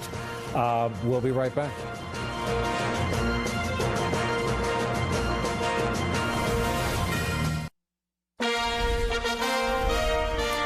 We are back. These are the faces in the crowd. That is the Jacob Javits Convention Center on the west side of Manhattan along the Hudson River. We showed the overflow room earlier before the actual crowd had been loaded in. There was a story in the New York tabloids that was knocked down just a few days ago about the fireworks, the victory fireworks celebration that was planned for tonight over the Hudson River until cooler, calmer, and more reasonable heads prevailed within the Clinton campaign, and they stopped the fireworks 2 or 3 days ago. Stop the plans for the fireworks, at least, yeah. So that's the situation we're looking at. Steve Kornacki's at the board talking about Wisconsin. Steve, what have you found? Yeah, I mean, look, we're talking about Wisconsin, one of these states. If it comes to the scenario where things break Trump's way the way they are in states he's leading, this could be one of those that puts him over the top. He is leading right now by 60,000 votes. Now, where are the votes left? There are votes left in Milwaukee County where Clinton's winning big. There's probably a little bit more than 100,000 votes left here. Again, depends on turnout. Could be a little bit more. Clinton will pick up votes here. She will also pick up votes in Dane County. There were 300,000 votes that were cast here in 2012. You can see they've still got probably another 100,000 votes or so out. Clinton will make up significant ground here. Here's the problem, though. Also out, look at this, La Crosse County. This is just starting to come in. Trump leading here, and Trump's leading all around here. Trump's going to pick up ground here. Here's a shocker. Brown County, where Green Bay is. This was an Obama county.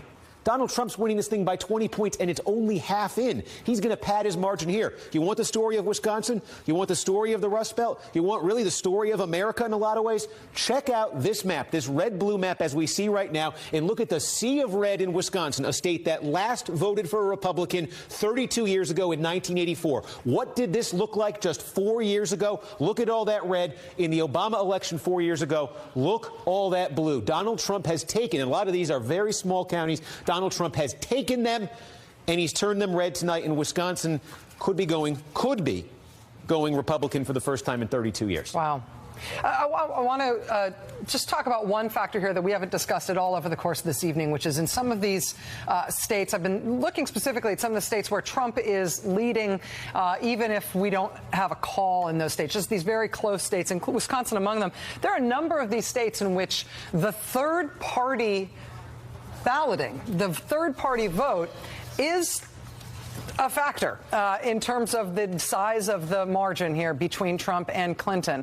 Again, you can't always say that every third-party vote came from one major party ticket or another. But in Florida, which we have now called, in New Hampshire, in Michigan, in Wisconsin, in Iowa, in all of these places, the numbers that you're seeing for the third party more than account for the difference between the two candidates. And so if those states end up getting called with these very tiny margins, you may see that the Gary Johnson vote is what made the difference, that the Gary Johnson and Jill Stein vote is what made a difference. And I'm not just talking about Utah, which is a very interesting three-way race. I'm talking about the state of Florida. I mean, there's, depending on where those votes came from, a lot of Democrats may be looking at Gary Johnson and seeing Ralph Nader there. Yep. Not a pretty picture for them. Well, it is what it is. We'll go into this eyes wide open. If you vote for somebody who can't win for president, it means that you don't care who wins for president. That's what I think. And when you talk to people like that and say, why are you letting the vote go against the interests you normally support? And they act like it's some sort of a Vichy thing, like you're not really taking sides or something. Some kind of, I should use that term, but some kind of neutrality. Switzerland. Yeah, Switzerland, a neutrality. And even Switzerland was a pro-German neutrality.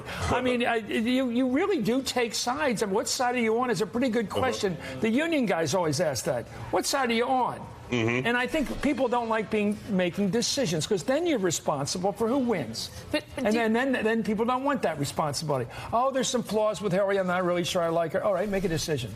I think some of the Republicans, however, if this is what happens tonight, went home in the last 2 weeks and said, I care more about a conservative Supreme Court than I care about a guy with moral problems as president. I'll live with Donald Trump. But the idea that you look at Donald Trump and you think, Manhattan billionaire, thrice married. No, but he'll give you the Supreme Court you want. Maybe he will. Well, they hope he will. He's also promised to build a wall on the southern border and to ban all Muslims from coming into this country. Women who have abortions. Why do we believe some of these things and not some of the others? Well, because they're hopeful. Well, they're hopeful. Hope is a word for it. Delusion is another. No, I don't know because we don't know who Trump is. I think a good argument could be made that of the three issues he ran on, illegal immigration, loss of factory jobs through bad trade deals, and wars he opposed, he may not have a commitment to any of those. How do we know? They were brilliant marketing decisions, though. Brilliant marketing, because they tapped into real feelings out there that people really have. And he tapped into them. We'll see. I was just going to say really quickly on the third-party vote, because if you talk to particularly younger voters who were choosing third-party, it wasn't even not wanting to make a decision.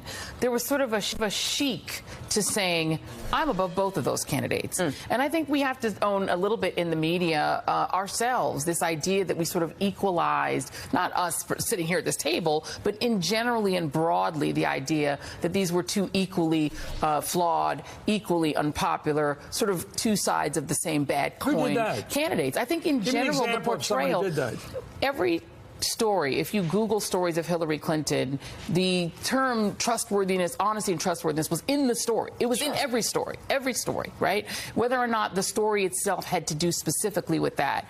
And I think that resonated with a lot of younger voters in particular who had a sort of a vague feeling that she was just as bad. And so the idea of there was a chic to saying, well, both of those two candidates are so bad that I'm going to take this sort of high road of picking one of the others, even if they didn't know anything about them. I mean, I have my two kids, I have two that are old enough to vote, who had friends that were like, I don't like either one. And they didn't know anything about Jill Stein or Gary Johnson, but there was sort of a chic to saying, I'll choose this third option. But to your point, Rachel, that margin in Florida, you're talking about over 200,000 votes combined for those candidates. So it actually, you are making a decision. It could flip the election. Oh, yeah. And on the question of Donald Trump and what it is he believes in, I think one of the things that we know he believes in for certain is revenge. So if you are Paul Ryan or Hillary Clinton or so smart, we know he believes in that. He has a list deeply. So one thing you can count on is that given all of that power and all of those powerful agencies with which you can seek revenge. In terms of Paul Ryan and the revenge factor, we've actually heard from Paul Ryan tonight. Paul Ryan was reelected to his own seat in Congress tonight, but we've also heard from him on the broader state of the race. Chris Hayes has that. Chris? Yeah, Paul Ryan has been reelected, and he has addressed supporters. He, of course, will be returning as of now as the Speaker of the House, although it's going to be a very uncertain future for him should Donald Trump emerge victorious tonight. We do know, as you said, that Donald Trump believes in revenge. It's one of his sort of core beliefs. He's stated it often. You hit me, I hit you back. Here's Paul Ryan talking to his supporters in Janesville with his fingers crossed. I am so eager to get back to work for you, to get on with fixing our country's problems. We have so much potential in this country, so much potential. And if we can just tap it, that's what's ahead of us. By some accounts, I've just been sitting there watching the polls. By some accounts, this could be a really good night for America. This could be a good night for us. Fingers crossed. I want to ask a note here that should things break in Republicans' way the rest of the night, they have a very realistic possibility tomorrow of controlling all three, both the House, the Senate, and the White House. And the question would then become, who's in the driver's seat on policy? What does the Trump administration look like? Is it a version of Paul Ryanism, of course, a person who supported free trade deals, including the TPP in the past, Mike Pence, who voted for NAFTA? Is it Trumpism? Is it something in between? Is it something out of left field? Remarkably, we sit here tonight with not a very good idea at all of what that looks like. Chris Hayes at our news desk tonight. Thank you. I would just say, can we just put up that bug that we had up there just a moment ago, the Dow bug that we had? One of the things that Chris was reporting on earlier, which you've been keeping an eye on over the course of really the end of this campaign, we've been watching the markets react whenever Donald Trump appears to pip up in the polls right now. And tonight, you see the Dow Jones futures. Obviously, the Dow Jones is closed right now. The market is not closed in the is not open in the United States. These are futures, people betting on what's going to happen, or people putting their making their stakes in terms of what's going to happen at market opening. Down nearly 700 points tonight, with Donald Trump having such a better night than a lot of people thought he would. The Dow futures were not on the minds of the people who have turned vast stretches of our country red this evening. We have a call, the state of Florida. What we are terming the apparent winner, Donald Trump. In the state of Florida, 29 electoral votes. The apparent winner terminology. Here is the electoral math. 216 Trump, 209 Clinton. The race for 270, here's how it plays out visually. So much talk about the paths to 270. Who merely wanted Florida? Right now, who needed it? We have another call back-to-back. Utah, Trump. 6 electoral votes. The projected winner in Utah. Here we go. 222, 209. Back down to the ice we go for the depiction in color. Red and blue. Well, still connects. And the remaining gray. In terms of the swing states tonight and how they have gone, we've got Hillary Clinton, just in terms of swing states and battlegrounds tonight, prevailing in Virginia, in Colorado, in New Mexico. We've got Donald Trump prevailing, according to NBC News projections, Donald Trump prevailing in North Carolina, Ohio, and Florida. I need to interrupt with another one. Trump wins Iowa, the projected winner in Iowa. We've had a flurry of projections here. 6 more electoral votes for Donald Trump this evening. 228, 209.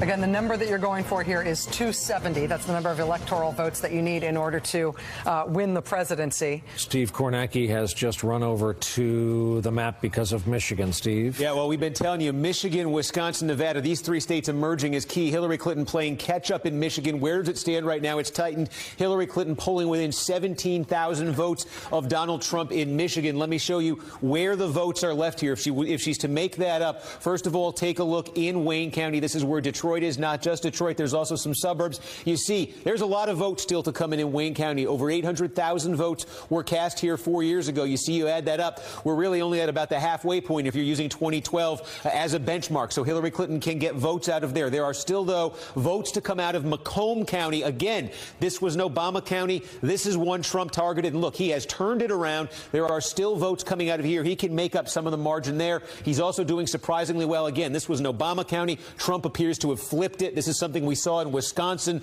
as well. So there are Trump areas as well. And if you just look at this, like we did in Wisconsin, look at all the red on this map right now in Michigan as the returns come in. Go back to 2012. You saw these blue areas. It's not quite as dramatic as Wisconsin, but you're seeing it. So Hillary Clinton has opportunities, and you see the votes have changed again. She's 25,000 behind. There are opportunities really in Wayne County and a little bit in Ann Arbor for her to make that up. If she can check Michigan off, then she can get, if she were to get Wisconsin and Nevada, that would stop Trump.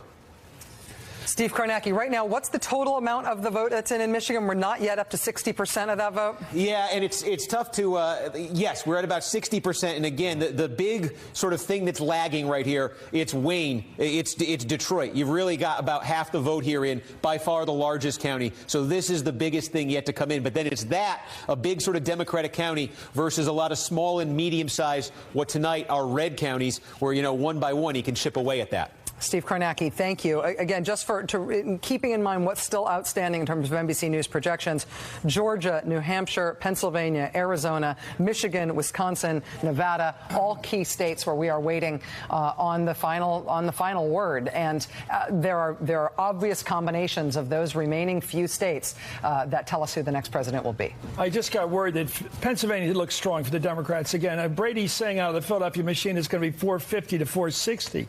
So that's way up where he needed to get. So I think that state's good for Clinton right now. But if Trump's got to decide what kind of a president he's going to be, we're in a weird situation right now. Oh, I can confirm we're in a weird situation right now. Something made me think of the movies a few minutes ago. I forget what it was. I was thinking of the movies. I think of Jeremy Lerner's line in The Candidate. What do we do now? What do we do now? What do we do now? And that might be the situation Trump will find himself in. Robert Redford sitting on the edge of the bed. Right. Ben Ginsburg is here. Ben has been a lot of things. He is Mr. Republican, or at least enjoyed that title about a year ago. He was the former general counsel to the RNC and now partnered with Jones Day in Washington. Ben, I just want you to free associate. You've been through this journey. Tomorrow morning, an organization bearing the title Republican Party is going to take an assessment along with the Democrats of what has just happened, which is at this hour is not entirely clear. Absolutely true. I think what it means for the party is that Donald Trump has overperformed. We didn't think at this hour of the night we'd be talking with Donald Trump having as many electoral votes as he does and as many states still outstanding. So the Republican Party is going to wake up tomorrow feeling good about itself. What appears to be a strong showing in Senate races, keeping the House, will also perhaps put aside some of the guns in the circular firing squad that look to be forming, whether Donald Trump pulls it out or not, or Hillary Clinton's the president. I guess a question that comes out of the organic conversation we've been having is that a Republican Party in title only. What is this new organization? Well, one of the things that Donald Trump has done for the party is shown that the three-legged stool of the Reagan administration that Republicans had run on for the last 30 years is no longer exists, that you can win without that.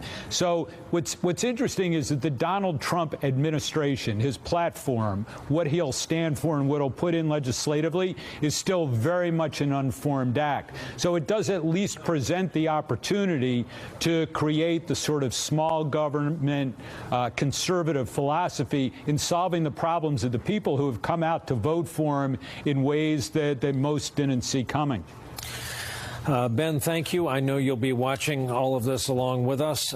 Steve Schmidt has joined us out here in the studio once again, a veteran of Republican politics and a lot of battles. Your thoughts? Well, look, it's an extraordinary night. And one thing we already know is that no matter what the outcome is in the presidential race, the party of Reagan no longer exists. And what we saw in this election cycle was really the GOP was an empty vessel, and it was filled up by Trumpism. And so what exists tomorrow is something that's wholly and fundamentally different. And to Ben's point, we really don't know on a policy perspective should Trump become the president-elect of the United States tonight. The policy proposals offered in the campaign were fairly incoherent. We do know, at this hour should become president-elect some of the issues that the country will be dealing with tomorrow. You see the Dow futures down 600 points. You will see panic in NATO allies in the Baltic republics, where he has been permissive with regard regard to Putin's maybe regional expansionist aspirations there. The Turkish president has said that should Trump be elected president, he would deny U.S. ability to launch airstrikes into Iraq against ISIS from the Incirlik base. We know that there would obviously be enormous issues on the southern border with Mexico. The TPP treaty, which hangs in the balance, there's an expectation globally that would be passed, and our Asian relationships will be flat out dead in both a lame duck Congress and a new Congress. So there are enormous issues geopolitically that we'll be dealing with this. This is the seismic event of our political lifetime, just by him getting this close and tapping on the glass. And he may well break it before the night is over. On that point, Steve, I think one of the things we haven't talked about tonight is Muslim Americans and what the feeling may be in the Muslim American community in this country. The Muslim American community is not a small community in this country. There are about as many Jewish Americans as there are Muslim Americans, and they're a lower profile community. They don't have political power in a way that's often recognized, but they have been targeted in this election by Trump in particular, early and loudly and repeatedly, in a way that has to be making them feel bad tonight, and I think probably in a lot of cases feel worried. Donald Trump never rescinded his pledge that all Muslims should be banned from the United States. And if you're a Muslim American right now, I think that tonight has to feel not just like a seismic political event, but like a seismic event about what America means. And so people, I think, who disagree with Trump about that, who would plan to block and maybe President Trump about that, are going to have to do some work with our Muslim American friends to try to prove that what he says about Muslims in our midst and what it means to be Muslim American isn't the only thing that our country has to say on that subject. All right. Yeah, I think they'll feel fear. Yeah. Steve Kornacki is at the board with some new information on Wisconsin, and we have a potential guest who may join us live. Steve, go ahead. Well, let's just take a look. We know the importance of this state. There's, votes still coming in. The gap here for Hillary Clinton in Wisconsin right now is about 72,000 votes. But let's just do some math here to show you what she's up against as the vote comes in. What you see is you don't see a lot of blue on this map. So she needs blue counties where there's still vote outstanding where she can make that up. Now, the good news for Clinton is she does have 2 counties where that's the case. One is Milwaukee. The other is Dane. That's where Madison is. Now, here's the problem. If you go by 2012 turnout, if you look at the turnout in each one of these counties in 2012, and basically I'll show you what I mean. Basically, if you take the vote that would be left, if you add the vote that's up right now, the total turnout, and then you have the vote that is left to get you to the 2012 turnout, and you give Clinton 64% of it. So you say she keeps getting the same pace and we got the same turnout as 12. If you did that in Milwaukee and if you did that in Dane, Clinton would basically be just at that 71,000 level. Now, turnout looks like it's a little higher, so she might be able to get past that 71,000 level. Here's the problem. If she does, it's going to be by a small amount. And then you look at what's left on this map, and we can show you. Let me turn this thing off, and I can show you what I mean. If Clinton gets ahead, look what's left. La Crosse just starting to come in. This is a sea of red out here. Look over here, Brown County. This is now most of this is in, but again, I think there's a little bit more here. Trump picks up ground. All of this red in here.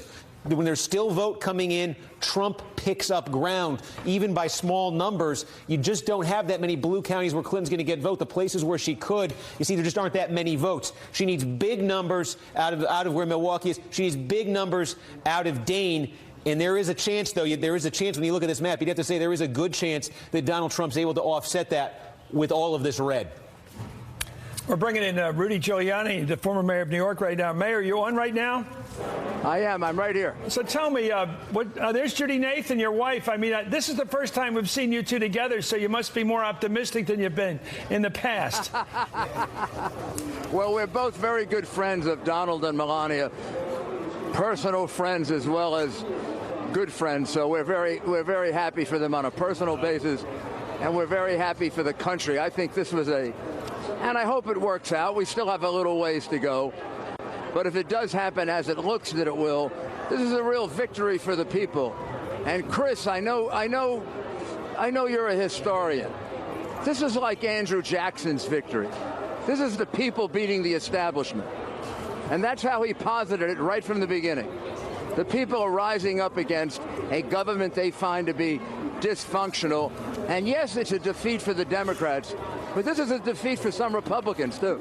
Okay, it's 1824 again. So how does the new president, if it's your guy, Donald Trump, how does he reunite this country? All ethnic groups that have felt abused, and I think rightfully so.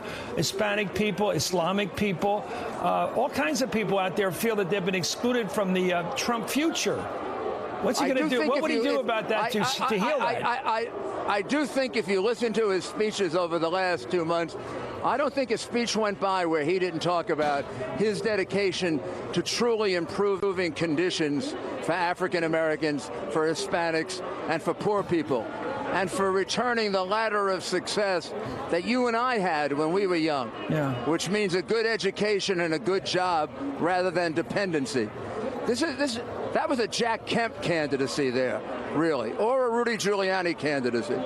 And I truly believe that a good education and a good job is a lot better than giving somebody welfare. Would you like to be part of it? I like what I'm doing right now, Chris. It's too early for me to think about anything like that. We got to call him. Excuse me, Mr. Mayor. Excuse me.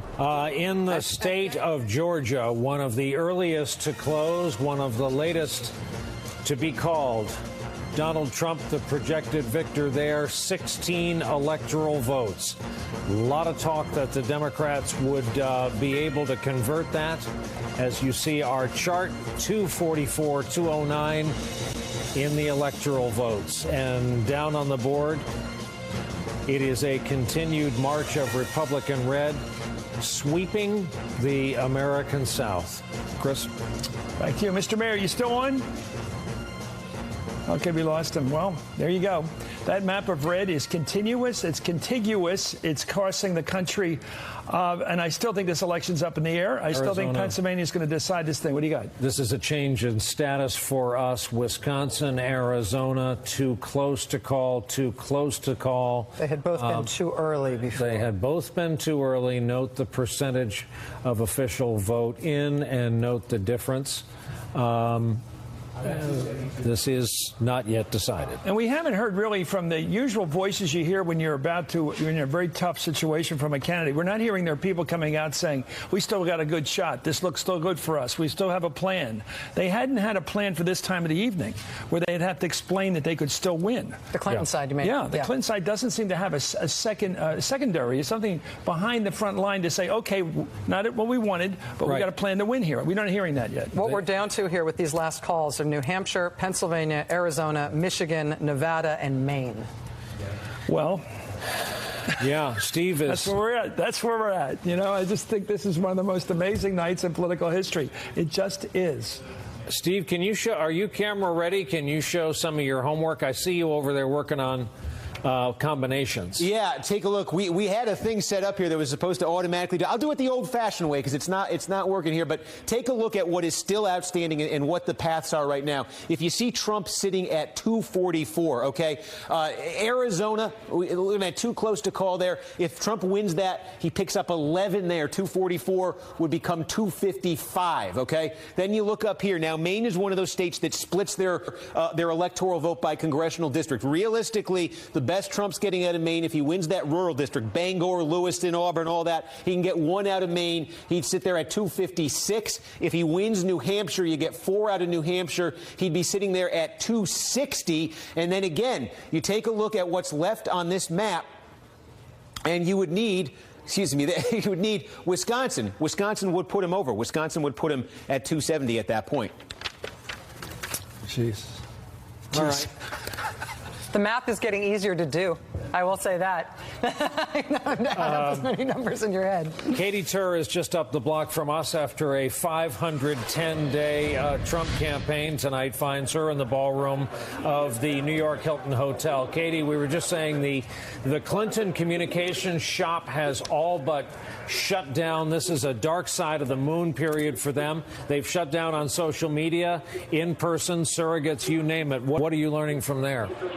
Well, the Trump campaign is feeling really good. As quiet as the Clinton campaign is, the Trump campaign is jubilant. Sources tell us that inside Trump Tower right now, headquarters, the war room, if you want to call it that, is described as, quote, crazy. Donald Trump is no longer in that room. He had been there with his top aides, his family, and also his running mate, Governor Mike Pence, but now he is upstairs spending some time with his family as the prospect of him becoming the president of the United States becomes suddenly a little bit more real than it was even earlier today. I can tell you from having crisscrossed this country with him for now 17 or 18 months, what I've seen in almost every city that we have been to, in even some of the bluest states, are people that come out and say that not only are they frustrated with Washington, and not only do they like the fact that Donald Trump is somebody who will tell it like it is, but they want someone to go in and just change things up. Somebody who will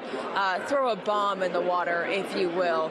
Somebody who promises that they are going to fix things. Somebody who promises that they are going to get things done. And Donald Trump has done that on the campaign trail almost unequivocally, making grand promises that, frankly, would be very hard to get enacted in a Congress. We'll see if that still remains if he wins tonight in a decisive way. Of course, that is still up in the air, and whether or not the Republicans maintain control of the Senate. We already know that they're going to maintain control of the House. But what I can tell you is that the Trump campaign is feeling vindicated. They feel like they've been talking about a movement, one that most people have overlooked or discredited, and now they're seeing that movement come to fruition. These underrepresented voters that they were not seeing in the polls, these low propensity voters coming out and voting for Donald Trump.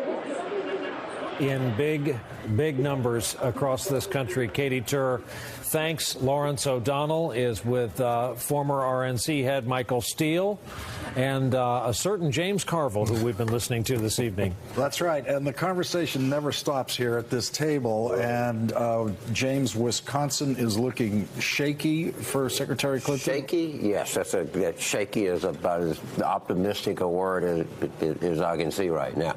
I think this is, if this thing goes where it looks like it, where I hope it doesn't go, people got to understand this election is going to have consequences like you can't believe. I was looking with Steve Schmidt's presentation, and I think Steve was, if anything, optimistic. Donald Trump now has the authority of an election behind him. It's the biggest thing that you can have in a democracy. You can't. This is not an antiseptic event. This is now. He has the validation of the people, and he was not very.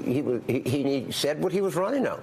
It was pretty clear what he was offering, and you know, obviously, you can imagine I'm distraught about the entire thing. I feel terrible for a lot of people, a lot of my friends, but that's what is here tonight is hard to put into perspective. We're going to have one-party rule in this country, and Obamacare is done. Dodd-Frank is done.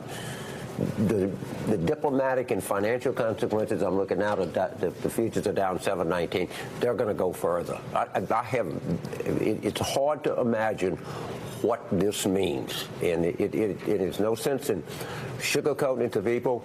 I think Wisconsin is very problematic. Talking to Chris, and if you just look at what it is, I hate to say it, but I hope, please, God, let me be wrong. Michael? Well, look, I have to tell you that Donald Trump set out on a mission. He laid out a vision that connected with a lot of people, a lot of folks around the country. And what was fascinating was it didn't matter the state, as the map showed. Yeah. They used this campaign as a sledgehammer against the established political order in this country, top to bottom. You're right, James. This is a new order here. This is a brand new space for the country and for the American people. Elections have consequences. We all know that. And we're all in this together now. So what is going to be important? If the numbers, if the states bear out the way they seem to be, and he hits with the next 2 or 3 states, hits 270, this This is the moment where Donald Trump is, if he's never done it throughout this campaign, this is the moment when he shows the country he's president. And he makes the kind of, I'm just saying, I'm just putting it out there, because no matter how you cut this, this is a huge step forward. Now, everybody who gave the talk about Donald Trump wanting to come together around Hillary Clinton and make it work are now going to have to swallow those words and come to Donald Trump and make it work. Donald Trump did not run to unify the country. No. That was the last thing that he did. The country did not vote to be unified. I mean, I don't mean to be, this was not like a unity and all Americans coming together to be one common people with a vision. This was, there are some people, you know, that are going to do something, you know, this and the other people do that. It's very clear what we voted for. He did not mince words, and I cannot emphasize that enough. He was not a unity candidate. That wasn't what he ran on. He didn't run on a typical Republican agenda. What is your expectations of governing then? That we're going to, Obamacare is done. Dodd-Frank is done. Trade agreements are done. But he said that. So yeah, I know. That's what the American people want. As we hand it back, not complicated. As we hand it back to Brian, let me just inject one note here legislatively.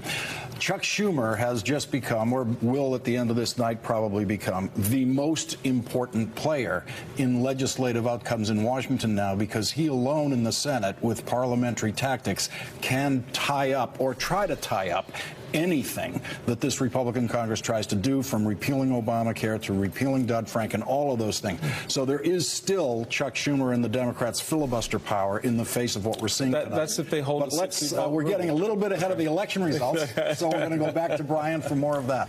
Well, very true. I mean, if this goes Trump's way, Chuck Schumer of New York will be the senior elected Democrat. And it is without having control of one of the two houses, which is obviously what your party would prefer to have. Right. If you had to only have, if you had to be one minority party figure in a Washington completely controlled by the other party, what you would want to be is the Senate Minority Leader. You'd want to be Chuck Schumer in terms of being able to use the procedures of the Senate to try to block things as they go. I mean, we don't really know what the composition of the Senate is yet going to be. We still have, we do not have a call in the New Hampshire Senate race. We do not have a call in the Pennsylvania Senate race, or in the Nevada Senate race, or in the Missouri Senate race. We've still got 4 outstanding. Those numbers will become very, very important.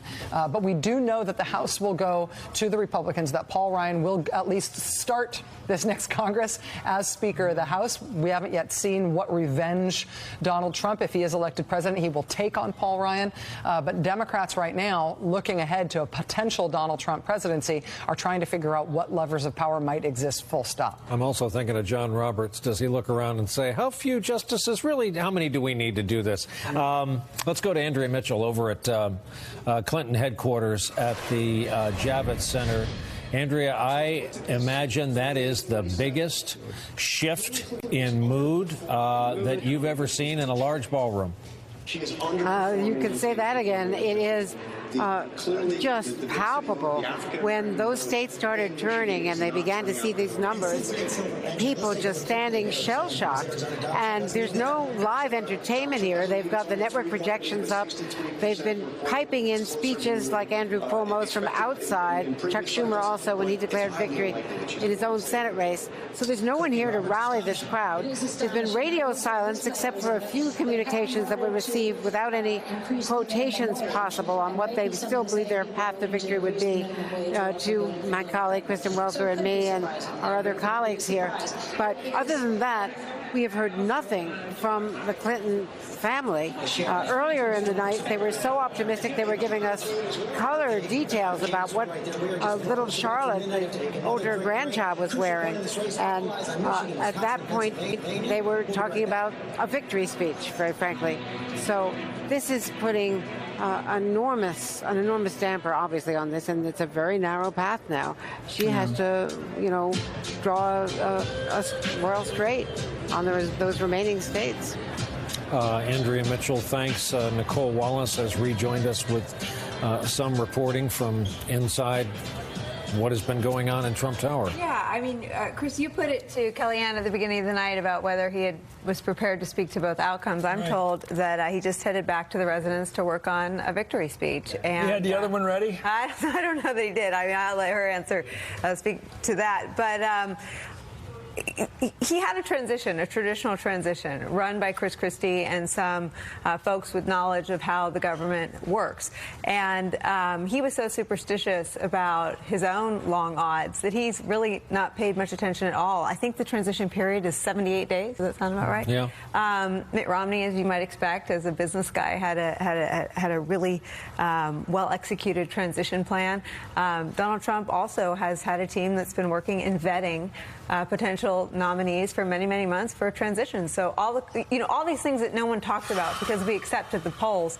When someone's ahead by 3.5 points, maybe you should be asking more questions. But the work of a transition has been underway, and I imagine we'll start hearing information tomorrow. He'll probably get briefed on that for the first time, I would guess. Let me ask you this, and include your circle of friends, you and Steve. If it were drawn from the usual folks, you would say, what a strong bench they have.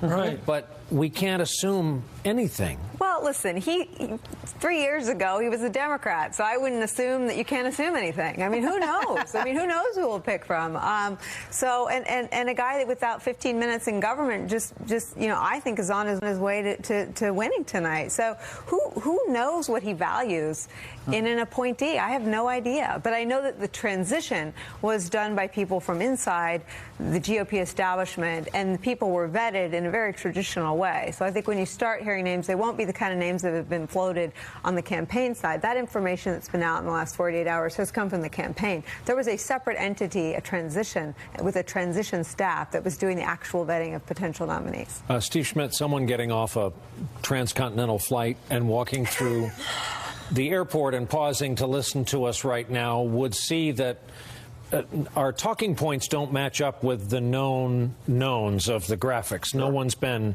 elected here. What's your view as to what's happening here?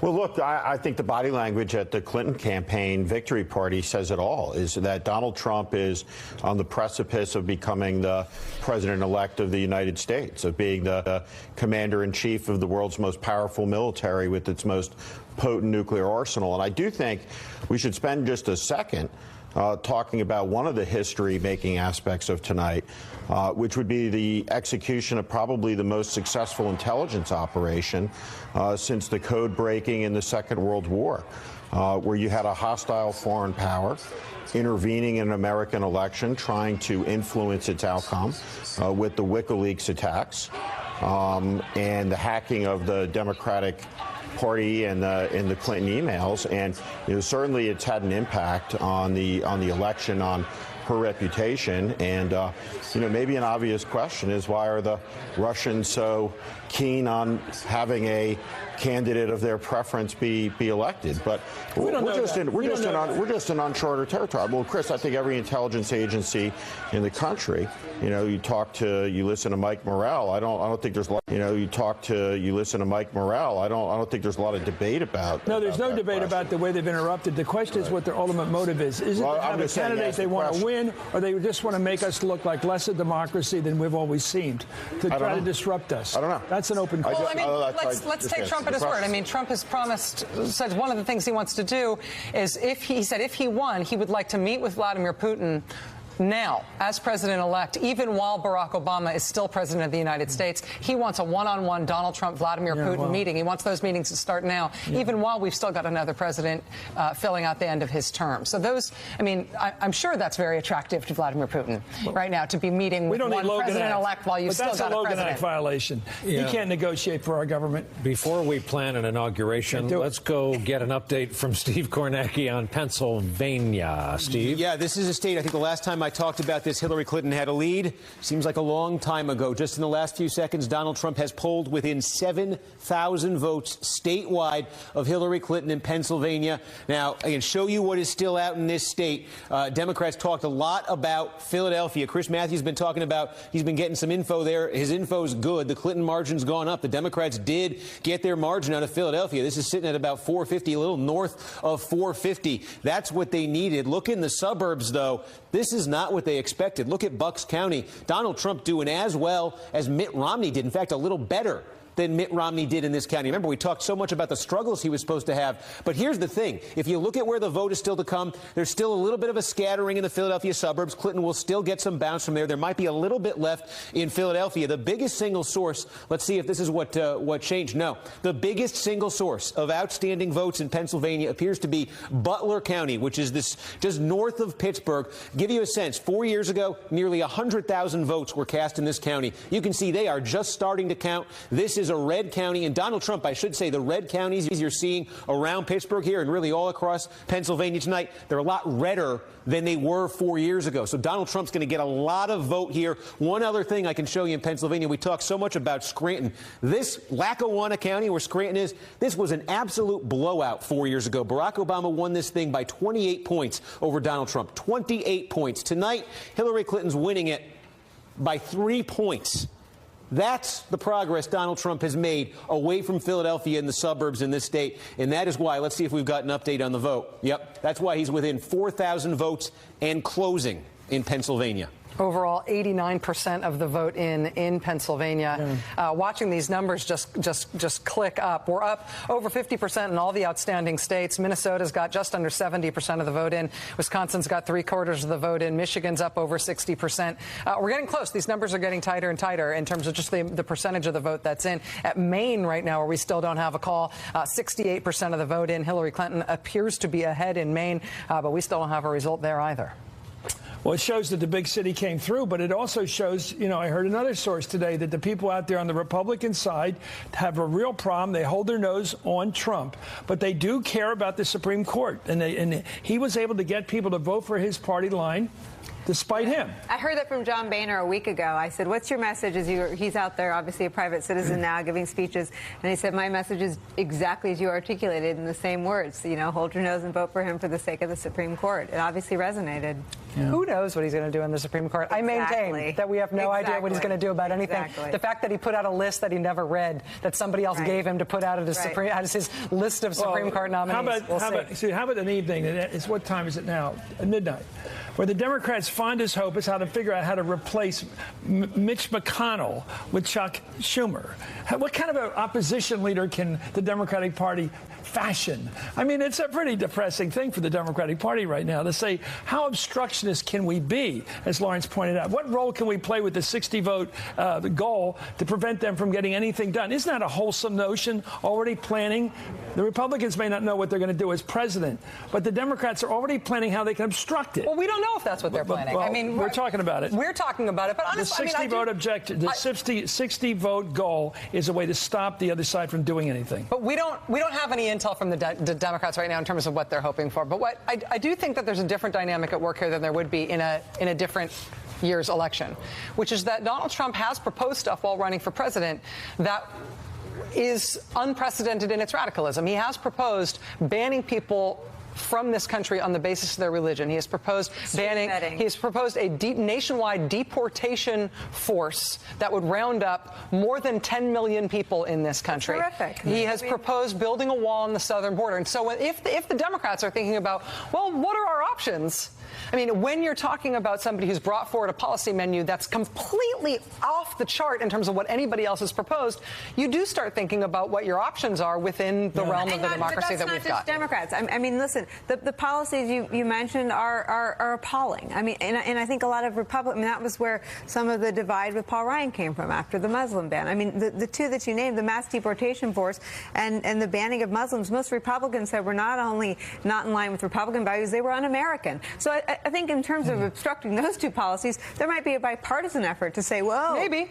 So, I don't know. Hope springs eternal. Right. We're in the shank of the night. But those two policies are appalling. And I don't think he won because of those two policies. You and I had this argument 10 months ago. I think he won despite those appalling, probably un-American and unconstitutional After he proposed the Muslim ban, nationwide opinion polling of Republican voters showed 2/3 of them were in favor of the Muslim ban. We don't see it in the exit poll. I don't think that animated his vote today. I think it was economic despair. Here's another unusual aspect of this, too, is that so typically, candidate is elected president, and we say, well, the other party was defeated. And the reality here is if he becomes president-elect within the next couple of hours, two parties were defeated. The establishment of the Republican Party went down in flames with the Democratic Party as well. The party of Ronald Reagan, party of George Bush, 41, George W. Bush, President 43, who we worked for. The party doesn't exist anymore. And I'm not sure what the new Republican Party is and what it looks like and what it stands for and how it works with President Trump. I'm not sure what the opposition coalition looks like from a national security perspective. I know one thing. I know that John McCain feels a deep commitment to America's security alliances around the world and believes profoundly that they're essential to maintaining peace in the world. And so I don't know what the new coalition looks like in terms of advancing a President Trump's agenda or in opposition to it. That'll make for an interesting dynamic. Steve Kornacki, you're in Wisconsin right now. Let's take a look. We were looking at a Clinton lead of about, a Trump lead of about 60,000 the last time we checked in. That lead has increased. Trump's lead is now closing in on 100,000 votes in Wisconsin. Again, this is the product largely of these rural counties, just bit by bit coming in. Surprised Trump's strength in Green Bay. The thing here for Trump, also La Crosse County, by the way, still a lot of vote to come in there. Donald Trump with the advantage. Meanwhile, more vote has come in from the two Democratic bastions. This is Dane County, University of Wisconsin-Madison, not all in yet. But again, think of it this way. 4 years ago, 300,000 votes were cast here. We are seeing higher turnout this year, but you can see a big chunk of the vote is now in there. Also, Milwaukee County still vote to come in, so Clinton can still make up ground, but Trump can too, and Trump is now sitting on an advantage in Wisconsin that is approaching 100,000 votes. One other thing I want to flag nationally right now, I don't believe I have this graphic I can pull up, but keep this in mind. Yes, we elect the president by the Electoral College. We're looking at the paths there right now. We are also tracking the popular vote. Right now, the popular vote in this race is sitting at about 50.8 million for Donald Trump, 49.7 for Hillary Clinton.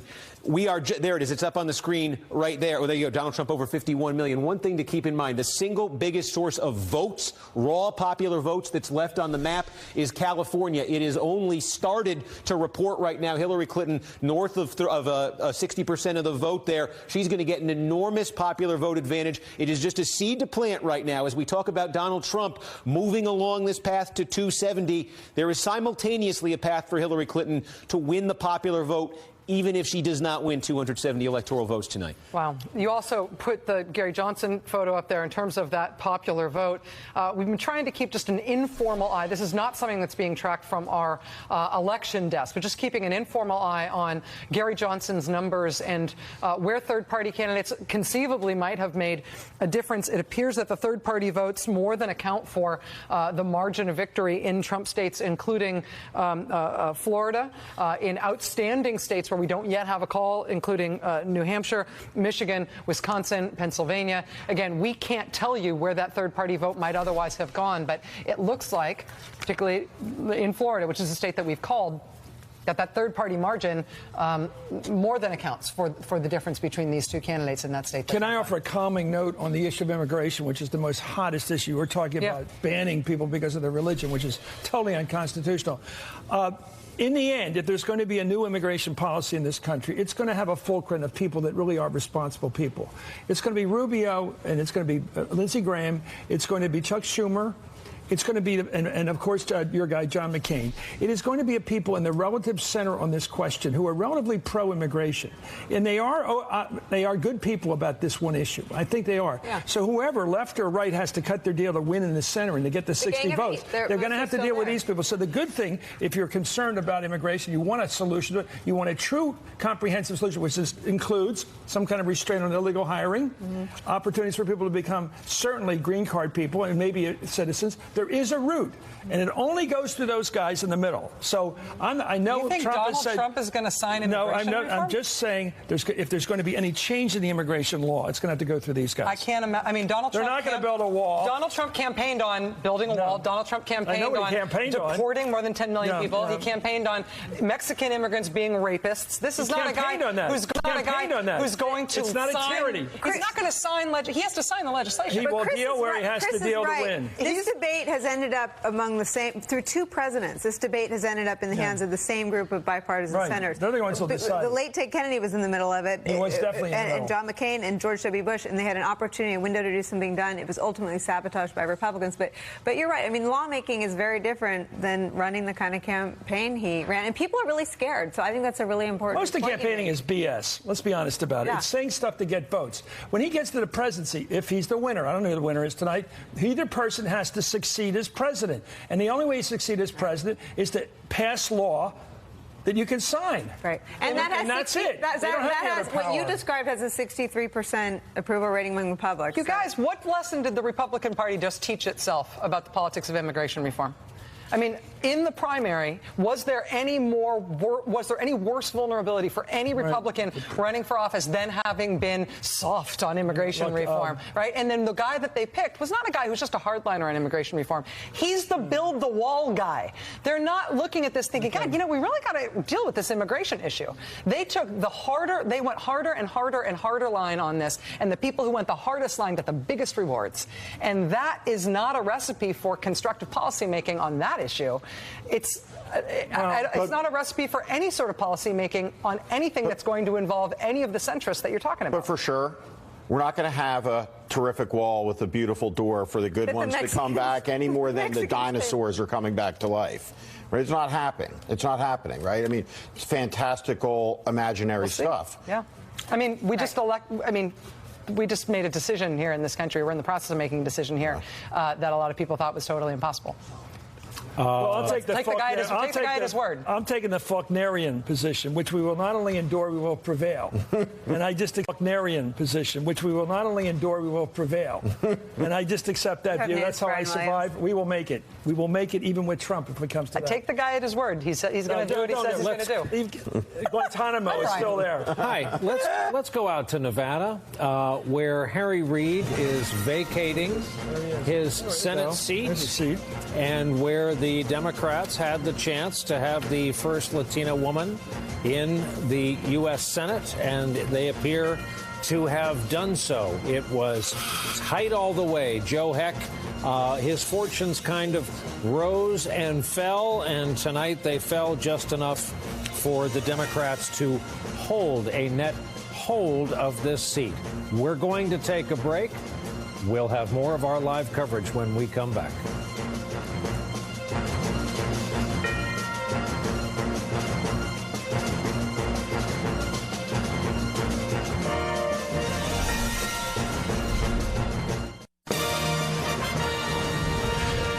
We are back. We want to show you this is the Trump ballroom at the New York Hilton Hotel on 6th Avenue in Midtown Manhattan, a stone's throw from our building, and across town on the Hudson River on Manhattan's west side, a huge cavernous space inside the Javits Convention Center. So named for the late great former New York Republican senator. There in the middle of the United States is the lectern where we were supposed to hear, where we will eventually, one would assume, hear from Hillary Clinton. The crowd came in very jazzed up, high energy. We saw the overflow room. And then as the first projections came in, the mood started to sour and then darken. And there have been sporadic pictures of people in the crowd in tears, embracing each other, that sort of thing. Steve Kornacki is at the board with new numbers out of the state of Pennsylvania.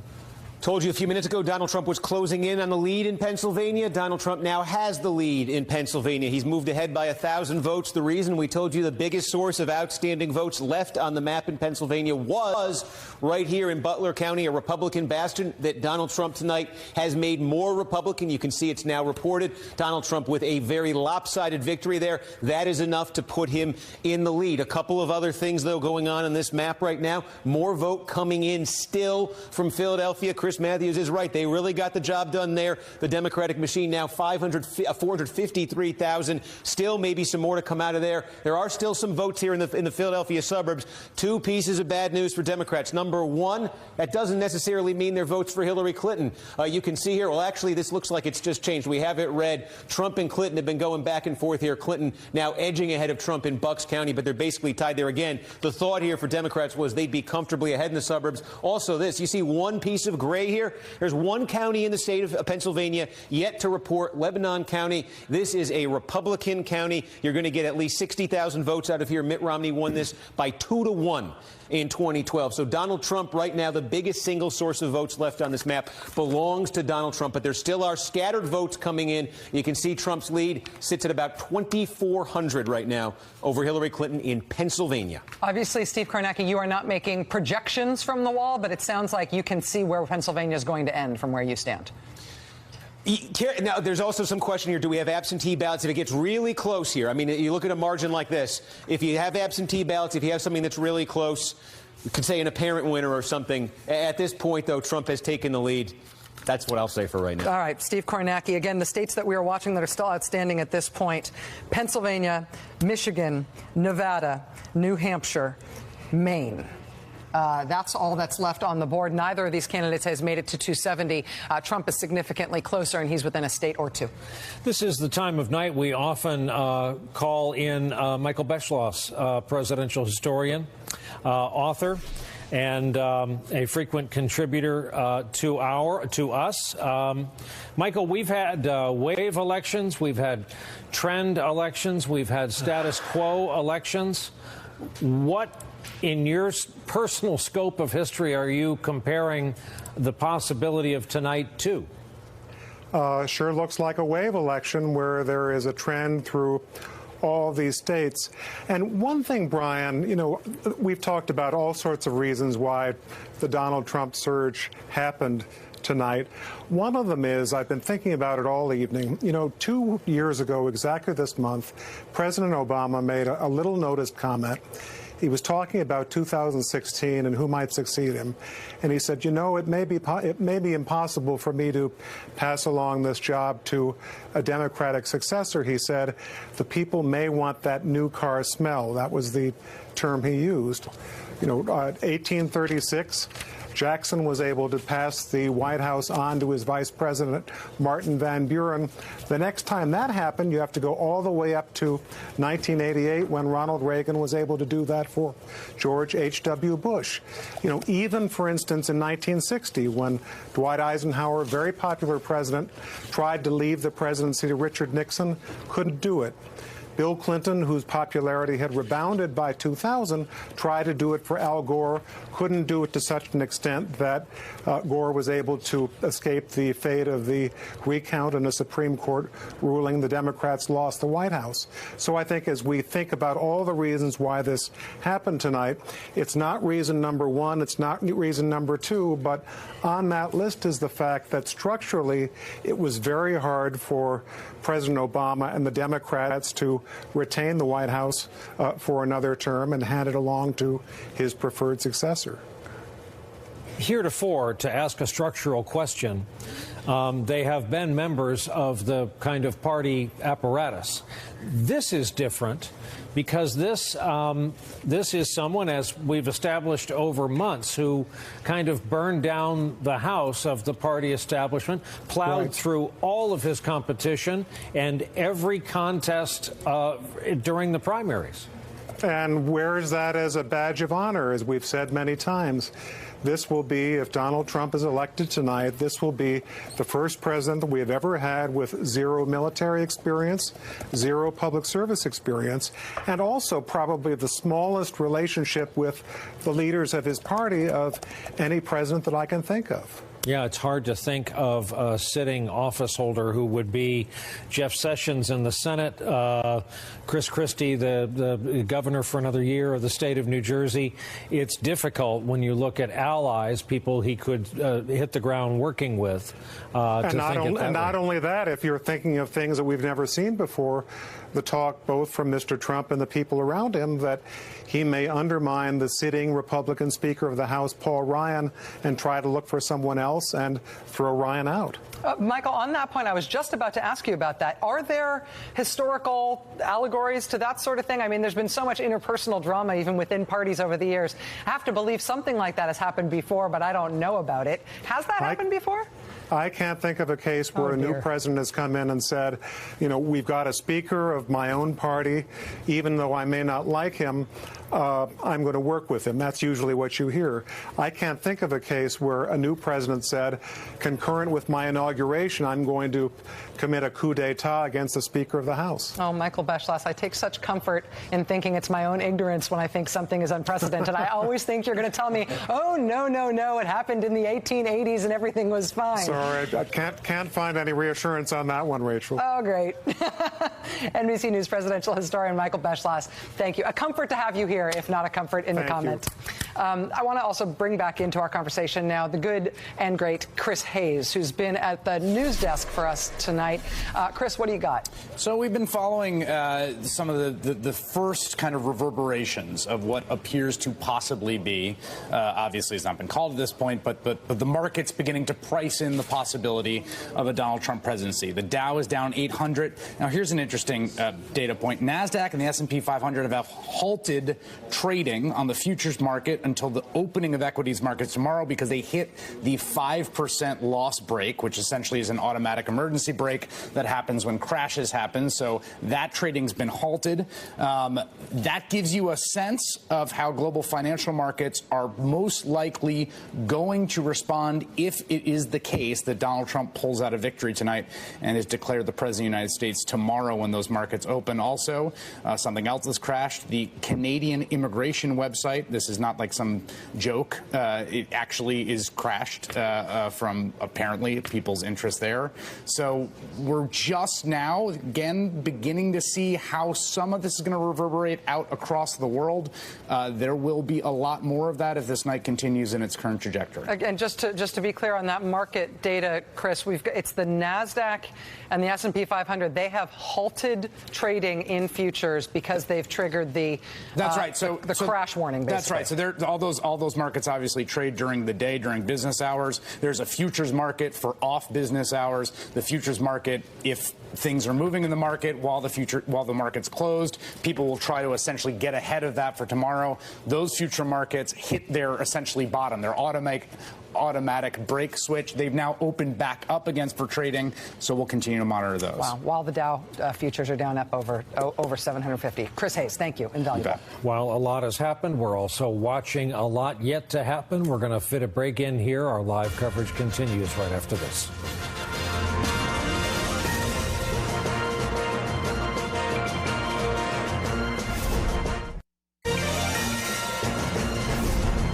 We are back, and we wanted to just take stock of the states that have yet to be called. Pennsylvania and its 20 electoral votes still too close to call. Michigan is also on that list, as is Arizona, still too close to call. Upper Midwest includes Wisconsin. We just had a projection. This is a call interrupting our list. Hillary Clinton is the projected winner in Nevada with its 6 electoral votes. Here is where that leaves us. 244, 215. Trump over Clinton. And here's what the map looks like with the pickup of Nevada for the Clinton campaign. You see the coastal argument people have been making. It's pretty hard to deny that we are a coastal blue country.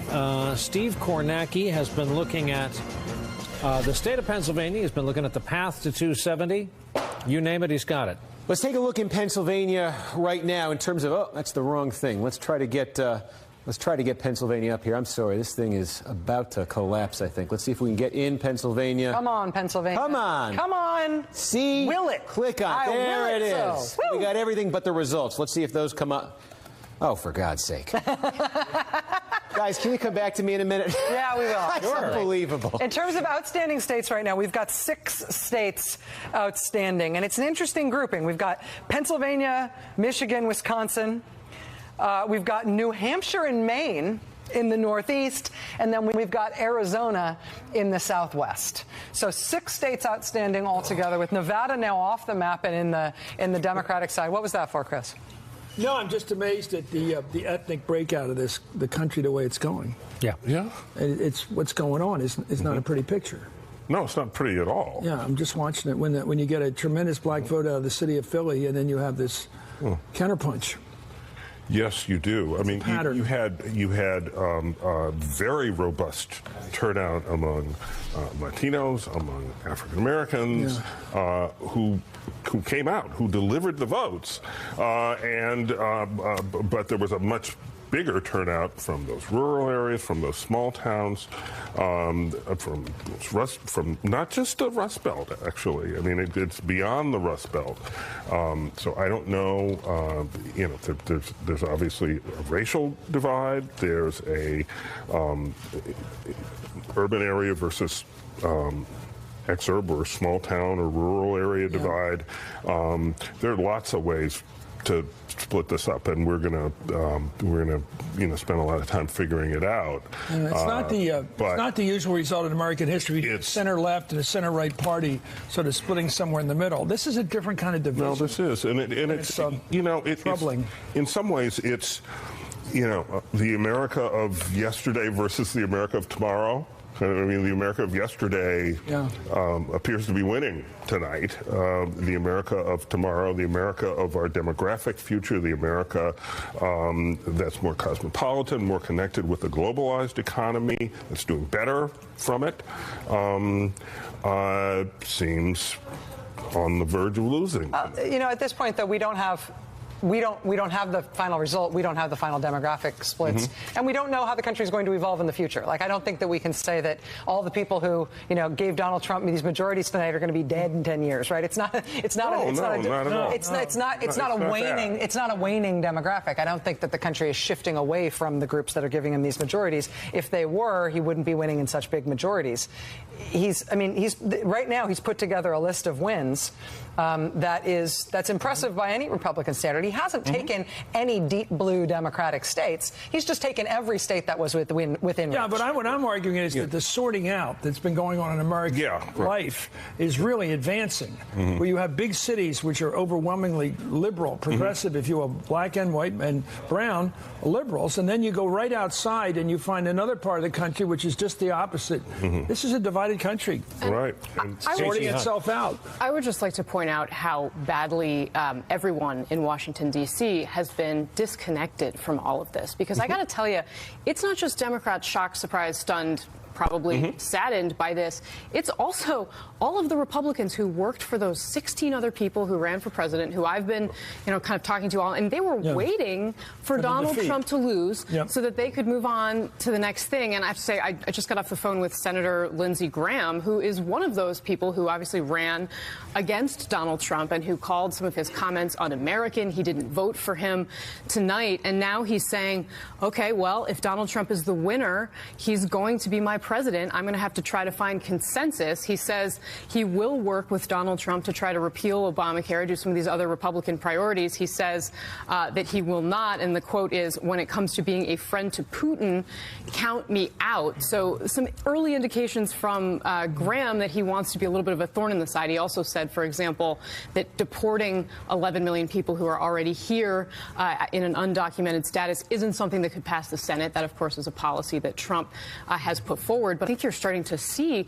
people in Washington grapple with this idea of Donald Trump being in charge that just seemed completely like it was from another planet, even 4 hours ago. Well, it is. I mean, to the people in Washington, it is from another planet, right? They've never seen anything like Donald Trump. And it will be an amazing thing to watch as he comes to Washington, if indeed he does come to Washington. We don't know yet that he will, but if he does, that's going to be an incredible thing. I do think, though, that we shouldn't avert our eyes from the fact that, you know, this big vote for Trump, this is not a rainbow coalition out there voting for I mean, it's not. It's just not. And you look at where these votes are coming from, and you look at who lives in this area. These are overwhelmingly white areas of the country. And he did not expand his appeal to encompass people of color.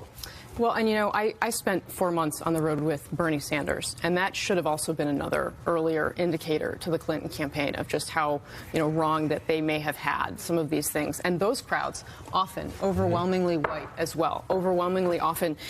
I came away from that feeling almost as though, and ideologically very different, obviously, but Bernie Sanders and Donald Trump in many ways had more in common with each other, and Hillary Clinton and Paul Ryan in many ways have more in common with each other than those respective party labels. Doris Kearns-Goodwin is the latest guest to join us. Wow. She's been listening to the coverage, keeping one eye on her television. Well, I guess Hey, Doris? I'm not sure I'm listening Oh, to boy. the right thing. That wasn't It's a necessary evil for all of us. Let me correct something in this moment, let me correct something that I said wrong the other day. Yes. Or said just a few moments ago. I said that there were 6 states outstanding. I forgot Minnesota.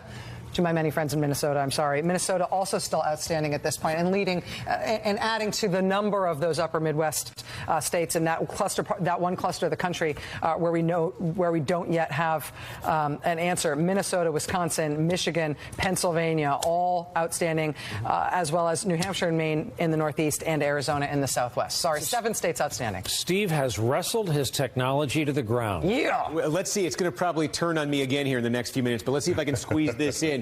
Big development in Pennsylvania. Donald Trump's lead here just jumped up in the last minute. He now leads Hillary Clinton in Pennsylvania. Look at this, by 26,000 votes. Remember, we said this has been the white whale for Republicans since 1988. Every Republican candidate says they can flip it. None of them have led this late into the night in Pennsylvania. Now, the question in terms of can Trump hold on to that again, we're saying still a little bit, some scattering of precincts in Philadelphia County and a couple of these suburbs. So there could be more Clinton vote coming out of here. You also still have precincts left here. This is where Harrisburg is. This is where Hershey is. Still have votes there. But that is countered from Donald Trump's standpoint by this one. Lebanon County has produced 60,000 votes 4 years ago. This was a 2-to-1 Romney County. We don't have a single vote in from here yet. So Donald Trump stands to pick up ground there as well. His lead, 26,000 votes in Pennsylvania. Wow, 0 vote in from that one county. Do we have any? We don't have any intel as to why that. Well, there's a lot of good movies just coming out. You know, that's true. It's been a nice day. Nice day for a late walk. Well, I suppose we're going to get a huge parcel of votes out of Lebanon County, PA at some point here. Yeah. At this point, what we're looking for also is we don't have a lot of reporting on the sources of the delays from these states in terms of why we don't have vote that we don't have. Nobody is more than less than 50% out at this point. Arizona, 65% of the vote is in. In Maine, 76% of the vote is in. That's still considered too close to call. Hillary Clinton appears to be leading in Maine. So it's 4 electoral votes. Arizona, 11 electoral votes. New Hampshire, 4 electoral votes. And then the bigger ones, the big prizes, the double-digit EVs are Minnesota, Wisconsin, Michigan, Pennsylvania, with Pennsylvania being the biggest one of those. Steve just giving us very good prospects there in terms of what's likely to happen with that last Pennsylvania vote. And how interesting. You look at the map, with the exception of Arizona, longitudinally, it's longitudinally. Got it. I cheated myself on a syllable that first time. You could make an argument that it's all up there in the same area. Let's take a break, see if we can get any finer reporting on either headquarters. The map has not changed since our call of Nevada for Hillary Clinton. There is Trump headquarters, 6th Avenue, New York City, the New York Hilton Hotel. Across town, kind of a different picture, different energy at the Javits Center at Clinton headquarters. We're back with more right after this.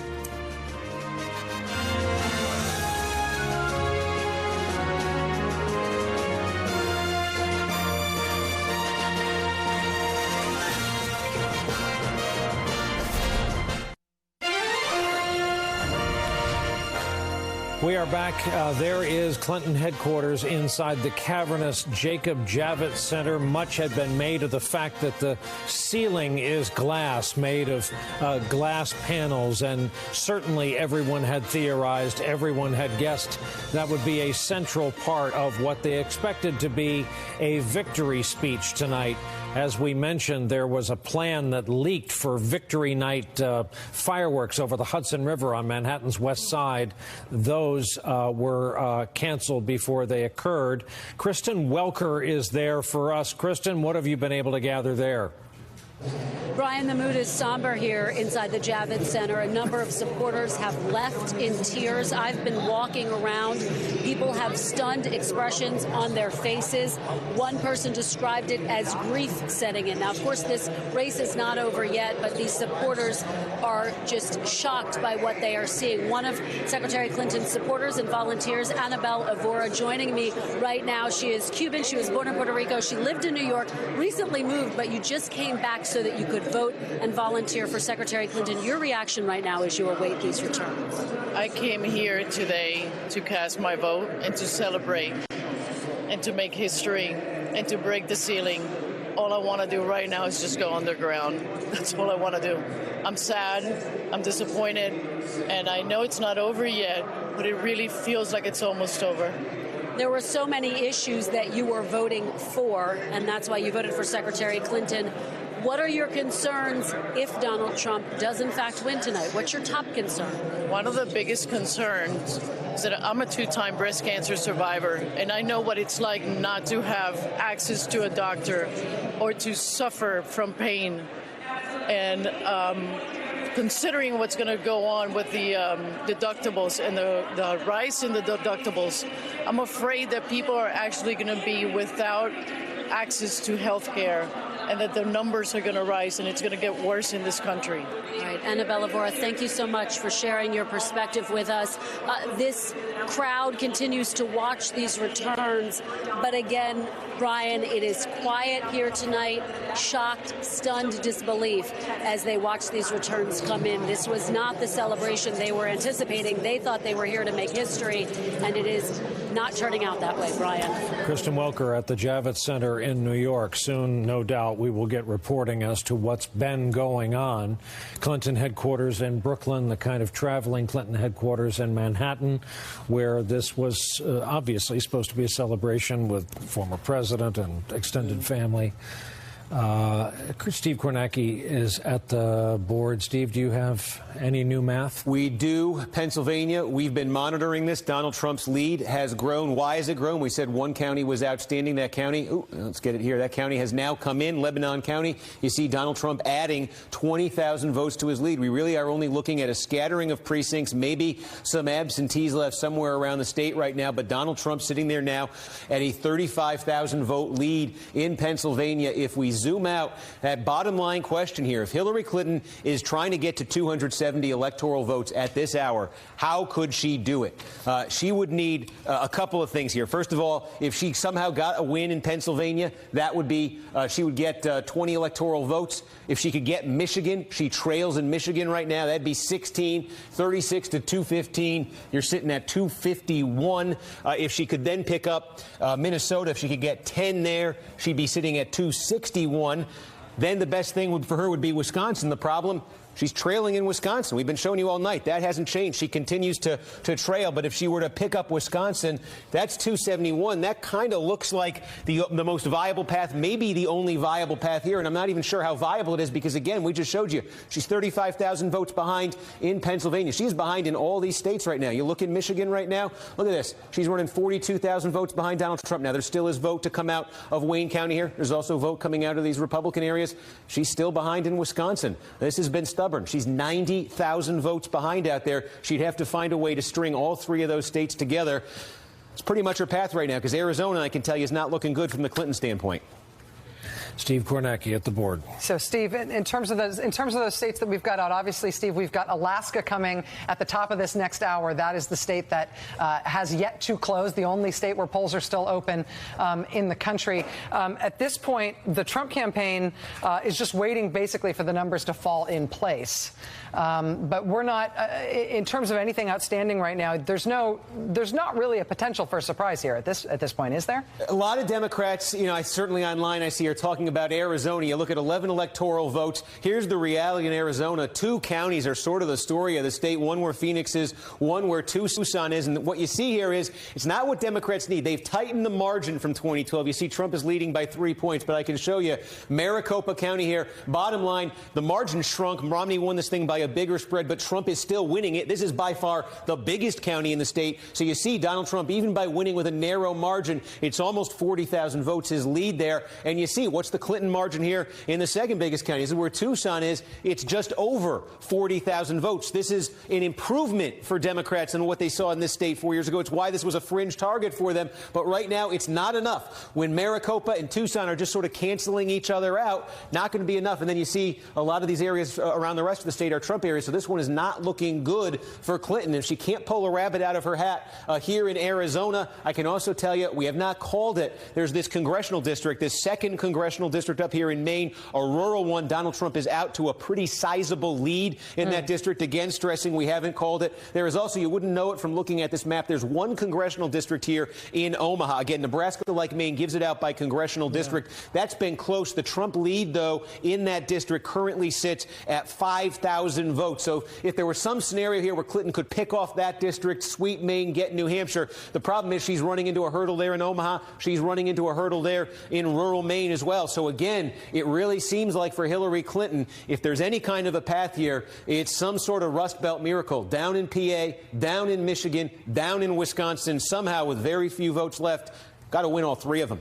Steve Kornacki, thank you. Incredible. The number of numbers that Steve is able to keep in his head while he goes through those things is stunning. I have to say, I keep flashing back to my conversation a week ago, I guess it was, with Bill Weld, with the former Massachusetts Republican governor who's running as the vice presidential nominee of the Libertarian Party. And he came on my show and he gave an impassioned criticism, just a litany of criticism against Donald Trump.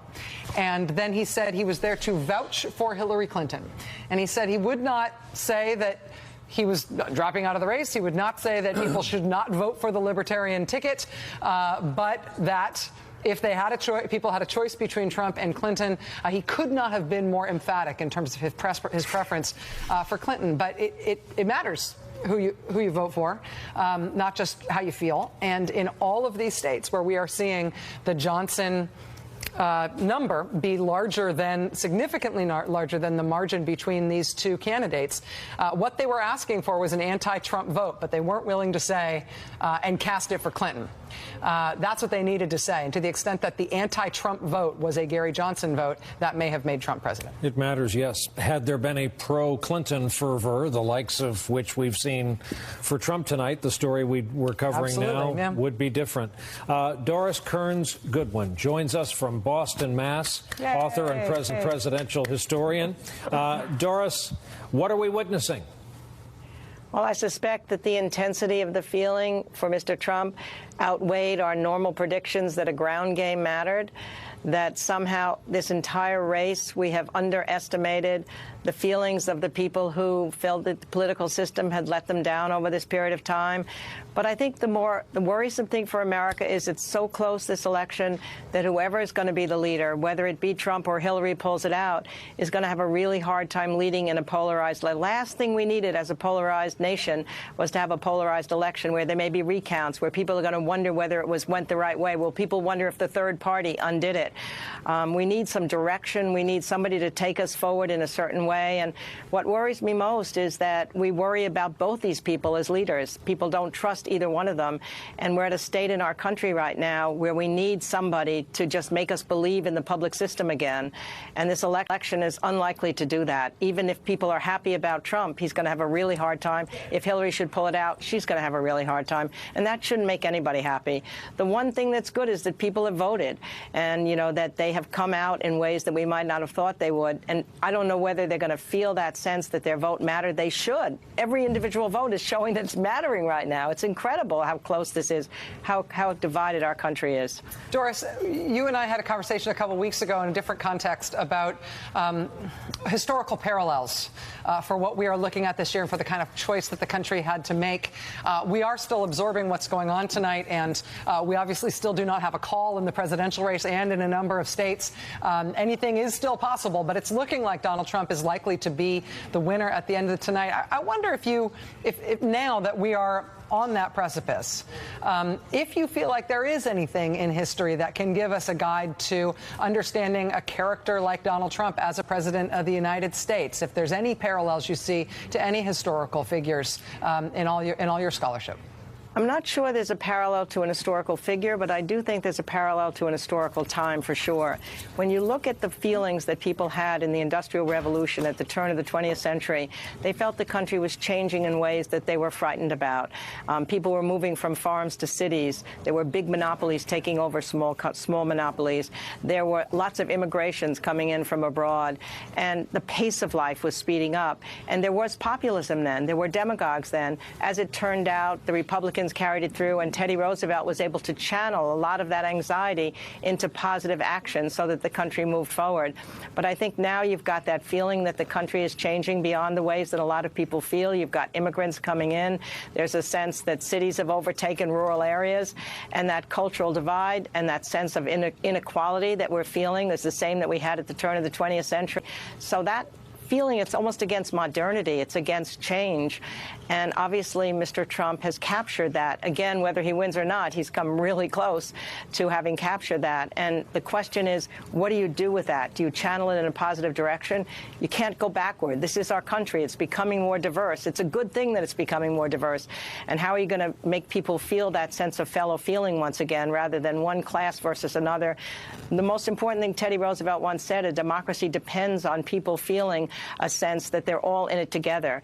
And that's what America's always been so strong about, a diverse nation. And if we're feeling that we've cut each other off now and we're looking backward and forward, it's a scary time in that sense. So my hope is that somehow leaders stand up to it, and we need leadership now more than ever. Doris, you write beautifully about the Roosevelts and about the Kennedys. So let's talk about both of them, their political party, the Democrats. Back when Bobby was killed, Daniel Patrick Moynihan wrote a letter to Ted Kennedy, who survived, the surviving brother, and said, Daniel Patrick Moynihan wrote a letter to Ted Kennedy, who survived, the surviving brother, and said, you can't, we've turned away from the white working class. We've left them. They're our people. And, I've watched it many times, the pictures of the Bobby Kennedy train going through New Jersey, and I've watched the white, dirty faces of the white working class guys saluting the train as it went by, with his kid in dirty face saluting. That white working class that probably, I think of them as the guys rooting for the Vikings and the Green Bay. They were tough, big guys. They used to be Democrats. Parents certainly were. How the Democrats get them back, because if they don't get them back, they're out there. They voted for Trump. They're angry because they feel like they've been discarded by the Democratic Party. Do you agree with that? I think they were discarded. I don't think helping minorities should have necessarily meant exclude those people and discard them, but they feel discarded, and they voted for Trump. Well, the interesting thing is, you're right about Bobby Kennedy. He was able to win the minority vote and that white working class vote and go through Indiana and be able to bring those two together. But I'm not sure it's so much that the Democratic Party has discarded them. Certainly not in policy terms have they discarded them. But I think we'll see what's happening. We'll see whether they ever come back to the Democratic Party. That's the challenge, that's for sure. The best in the business, our friend Doris Kearns-Goodwin joining us from Boston. Doris, thank you so very much. We're now arrived at the 1 a.m. mark here on the East Coast, and that means the polls have closed in the state of Alaska. We have this to say about Alaska, and that is that it is too early to call between Clinton and Trump. Let us, however, look again at the electoral vote totals. Here, our bar graph on the side of the building now stands, as we've been chronicling all night, 244 Trump, 215 Clinton. In the balance is the red and blue, and this national map that we've been staring at all evening, going back and forth, starting in the east and going to the west with the time zones. Still outstanding, the states in gray, which we will now display. The states that are too close to call. Pennsylvania, too close to call, separated by 46,000 and change. Michigan, the difference of about 60,000 votes, too close to call. Arizona, out in the desert southwest, around 60,000 vote difference. Wisconsin, the dairy belt, 84,225 with 87% in. Minnesota, with just about 80% of the vote in. And finally, New Hampshire, too close to call, 82%. Look at the difference.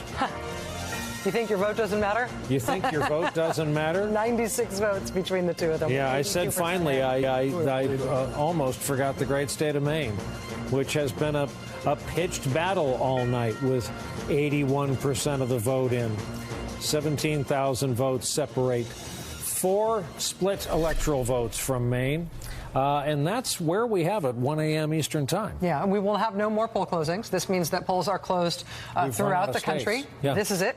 We've checked. Yeah, exactly. We keep going west, but turns out that's where we are. You see the map there of those 7 states? 5, the big ones, are leading with Trump's leading. The 2 little ones, Maine and New Hampshire, she's leading in. It doesn't look good for Hillary Clinton right now. No, what Steve was saying, it would have to be a Rust Belt miracle at this point to pull it off. It is hard to imagine. But we will wait here and be here until we know. Steve Schmidt, what are you thinking at this hour? Well, I agree with Chris. I think it's looking very, very dim for Secretary Clinton at this hour. I think that it's almost impossible to see how you pull that inside straight, come back in all of those states. Yeah. It's not like she needs one. She has to overcome big deficits in all of those states. So, I think the hour is drawing close, where Donald J. Trump will be the president-elect of the United States. Can I ask a question? Because this is somewhat whimsical. Besides Donald Trump, and maybe Kellyanne Conway, and maybe Rudy Giuliani, who's going to be able to say, "I told you so"? This is going to be the shortest list. When did he make the call? Joe Scarborough and Miko have seen the Trump. When did he make the call? They've seen the Trump thing from the beginning. He made the call? When did he make the call? They have seen the Trump phenomenon from the beginning. Good loyalty there. Yeah, go ahead, Steve. Yeah, no one. I mean, I couldn't have been more wrong about this. I said, she was going to be at 323 to 340 electoral votes. Yeah. I've thought it's been over for weeks. You called it right in the primary, but early on. But what you're seeing here is just such a backlash in the country against the establishment of the country, a business establishment, a political establishment, a media establishment, across the board. And it's the collapse of trust in institutions that fueled the Brexit vote. And it fueled this vote. Steve Bannon was right, when he talked about the similarities between Brexit, about a rising populism, and this phenomenon is playing out across all of the Western democracies. And in the next significant global election, is another one where they say in France that Marine Le Pen can't win. She's at 40% ceiling. We'll see. Yeah. But this phenomenon isn't going away anytime soon. I think part of it may well be that Secretary Clinton, the fact that she wouldn't be president didn't scare people into voting for her. That there wasn't a sense where maybe with Bernie they would have said, we got to get Bernie president. We're passionate about it. With Hillary, they said, well, if we liked her, I might try something out here because I'm not really worried about not having her as president. You know what I mean? There wasn't a big stake in her. I think Peggy Noonan, wrote the most she always does. Piece of the cycle when she wrote about the protected class and the unprotected. You mean the people that main goal in life is to get their kid into Sidwell Friends? That's their main goal. And she wrote about what you're describing, this feeling of people being totally disconnected, and it's happening in Europe and it's happening here.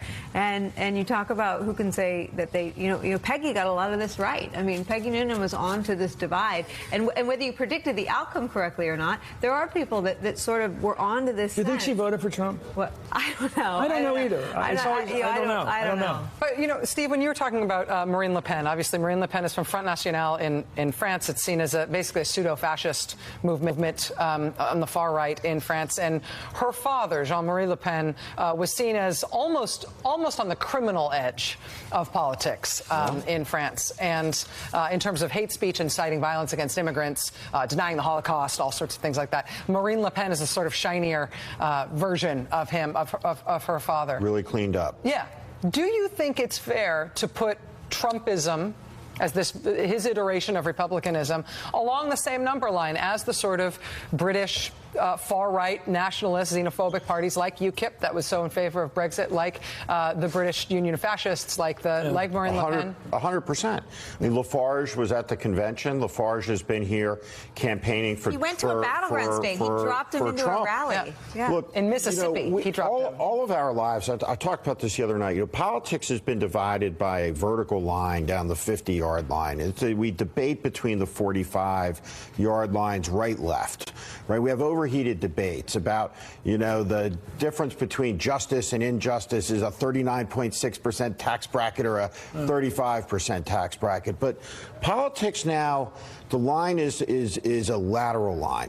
The people above the line are people who've benefited from the technological revolution, have benefited from globalization, and then there's people below the line who've been left behind. The seismic event of this last generation, really fundamentally what this race was about to some degree, is the hangover from the financial crisis. 13 million people lost their homes. 12 million people lost their jobs. The bankers got $1 trillion in bailouts, and no one went to jail. The ideological line is permeable. Right? You can move back and forth between the Donald Trump camp and the Bernie Sanders camp. And what's increasingly going to define politics is that over-under line. And you're seeing that, you know, really play out in this election cycle with long-term implications for both political parties and for both coalitions. And for the idea of political normalcy, for how far apart those yard lines are that we play between. Absolutely. I mean, the reason he was able to be seen as somebody who would shake up the status quo is because he would say stuff that was seen as politically outrageous all the time because it was way outside those lines. I mean, proposing to ban Muslims from the United States is a really important part of why Donald Trump was elected, not based on whether or not you think he's going to do it, but because that put him as outside the norm, as somebody who was that un-PC. Maybe the smartest thing that anyone said in this campaign was Selena Zito, you know, the Pittsburgh Tribune columnist, and you know, she said that elites take Trump literally but not seriously. And regular people take him seriously, but not literally. Yep. And just profoundly true. You know, in Hollywood, they call it below the line. So if you're a name brand and you have a contract and you have a good agent, you're above the line. You're a big shot. The below the line people. So what did Hollywood do? They portrayed below the line people as Archie Bunker, and they made fun of him. Turned out Archie Bunker was a popular figure, but the idea was to make fun of him. And so a lot of Americans said, "You've been making fun of us a long time. I think we're going to vote against you." And I think that's part of this. We'll see. There's going to be a lot of analysis, but I hope it's better polling than we've had so far. Because nobody predicted this thing. Yeah, that's a good question. I'd like to get some pollsters in here and sort of tar and feather them for a while. It'd be kind of fun. Get them in here. There's going to be tarring and feathering. Let's talk about the prize in this. After all, is 1600 Pennsylvania Avenue. Correspondent Ron Allen is there, where some people have gathered in what looks to be Lafayette Park across the street. Ron? Yeah, Brian, we're out here right in front of the White House over there, and you can even see where the fencing is put up as they're building the inaugural stage, the reviewing stand. But there's a huge crowd that's been gathering out here for the past few hours. This was built as an anti-Trump rally, but there are people on both sides of this who are for and against Trump. I think the guys up there in the tree who you might see are people who are supporting Trump, and there are others who are here supporting Hillary Clinton, and they're watching this as we are, and stunned, frankly. Here's a couple of folks I met earlier, college students from Georgetown. Now, you are You voted for Hillary Clinton. Yeah. How do you feel about what's happening tonight, and why do you think it's happening? We're certainly disappointed about the results. I mean, we're still hopeful for something better to come, but we're not really sure how it's going to turn out. Definitely worried about the possibility of Trump being elected. Have you given up hope? Do you still think there's a chance? To me, what's the most concerning is how over the last 2 weeks it's been the very predominant sentiment of, oh, Hillary's going to win. All the polls were Hillary's going to win. So there was this like flow of information that was very inaccurate. And it's sort of shown how, with exaggerated voter turnout, a lot of people have come forward who were sort of not saying they were voting for Trump, who were like, oh, you know. But you think it was that? You don't think it was this whole idea that people just don't trust Hillary Clinton, and that there's that? I don't think so, because, you know, if you look at even from today, 5 hours ago, the New York Times poll had Hillary Clinton had an 84% chance of winning. And then over the course of 4 hours, that was totally, you know, turned on its head just by people who, you know, due to the stigma attached to voting for Trump, maybe hadn't said they were voting for Trump and then came out. Well, there are a lot of pollsters who are wrong. It's very wrong, apparently, as well. But again, it's not over yet. What about you? What do you think went wrong for Secretary Clinton? I think a lot of the blame is going to go to the DNC for not giving Bernie a chance, I think. And I think a lot of people who voted for Hillary thinking that she would take Trump in the election earlier are regretting their decision. Okay, great. Thanks very much. Again, Brian, a huge crowd out here gathering. It's been building through the night. It's very peaceful. People on both sides of this, a vigil, you might call it, as we sit and wait to see what happens, how this all plays out. Back to you, Brian, from the White House. Really interesting. Really interesting responses. The young man who talked about the New York Times index, which so many, especially elites on the coast, have been following, did flip, exactly. Flipped right over. Around 9:20 p.m.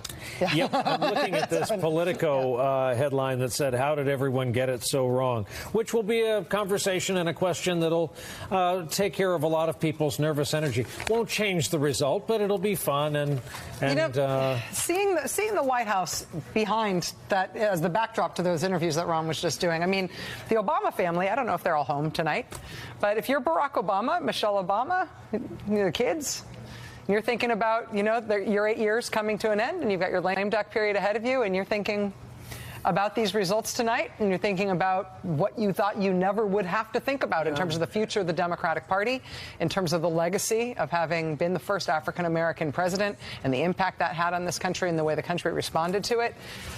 It's got to be a really profound, I mean, more than anybody, I sort of want to hear from President Obama right now. I don't know when that will be proper. I don't know what we've never had in the modern era, we've never had a popular two-term outgoing president campaign with all his heart for his would-be successor, let alone have that would-be successor then lose. I sort of want to hear from him more than I want to hear from anybody right now, because I don't know what happens next for Democratic politics. Or Joe Biden, who, has to be wondering what might have been. I mean, he is sort of the one.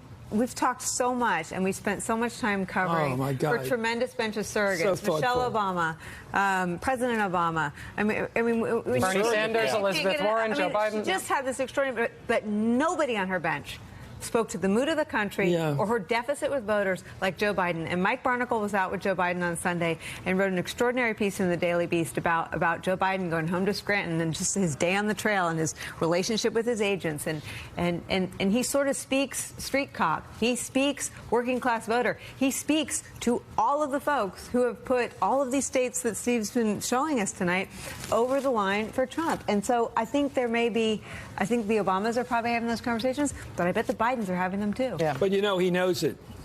If you talk to Joe Biden without quoting him out of context or off the record, he gets it. And he's surrounded by people that don't get it. And he'll talk to you as a guy who gets it about what they did wrong this time. Steve Kornacki, did they carry Scranton after all? Let's go in Pennsylvania. No, the answer is no, but the margin is 3 for the Democrats here. This was almost 30 points 4 years ago. We can tell you pretty much, you're looking at all the results from Pennsylvania. There are still some scatterings on here, but look at this margin for Donald Trump now. This thing has crept up. It is now north of 50,000 votes with what is left here. There's always the possibility of some absentees we've got to figure out. It is tough to see. It is very tough to see a 50,000 vote deficit being made up by anyone everyone with what's left on here. We said pretty much right now, Hillary Clinton, to get to 270, for all intents and purposes, she's got to find a way to win Pennsylvania. I just showed you what's going on there. She's got to find a way to win Michigan. Check this out. Donald Trump's lead here right now, sitting just over 70,000. The good news here for Democrats, there is a real shot for Hillary Clinton. When you look, a lot of votes still in Wayne County, a lot of votes still to come out of here where the University of Michigan is. She could still net a significant share of the vote there. There's still some in Macomb, too, a big suburban county, blue-collar county that Donald Trump is winning tonight. So Clinton does have a shot at Michigan. But again, it's not just Michigan she needs. This, though, look at the news for Democrats here in Wisconsin. Again, 1984, last time a Republican carried this state. Donald Trump's margin here is sitting at 85,000 votes. There are... Yep. I was hearing something in my ear there. I thought that was an urgent call. Quickly, I could just finish Milwaukee and Madison. The two that are left, it does not look like they are going to produce. The two big ones left for Democrats, doesn't look like they'll produce that kind of a plurality. There's a problem with your board, and they say we can't touch it till we fix the bug. So step away. That's what they wanted me to tell you. That's a problem with the board. Step away from the board. All right. Steve is like, I'm happy to step away from the board. Okay. I'm worried that Steve's going to shoot the board at some point in the course of this evening. We're going to have a board meeting, I think. Poor board. Poor Steve. And we're going to take a break because that's what people do in this situation. 1:16 a.m. A lot still to cover. A very, very moving situation. A movable target here. Let's put it that way. There is your political nation, superimposed over the rink here outside our building. A vast area of red in the middle, stretching just about out to both coasts. 8 states still grayed out. That's what we're watching.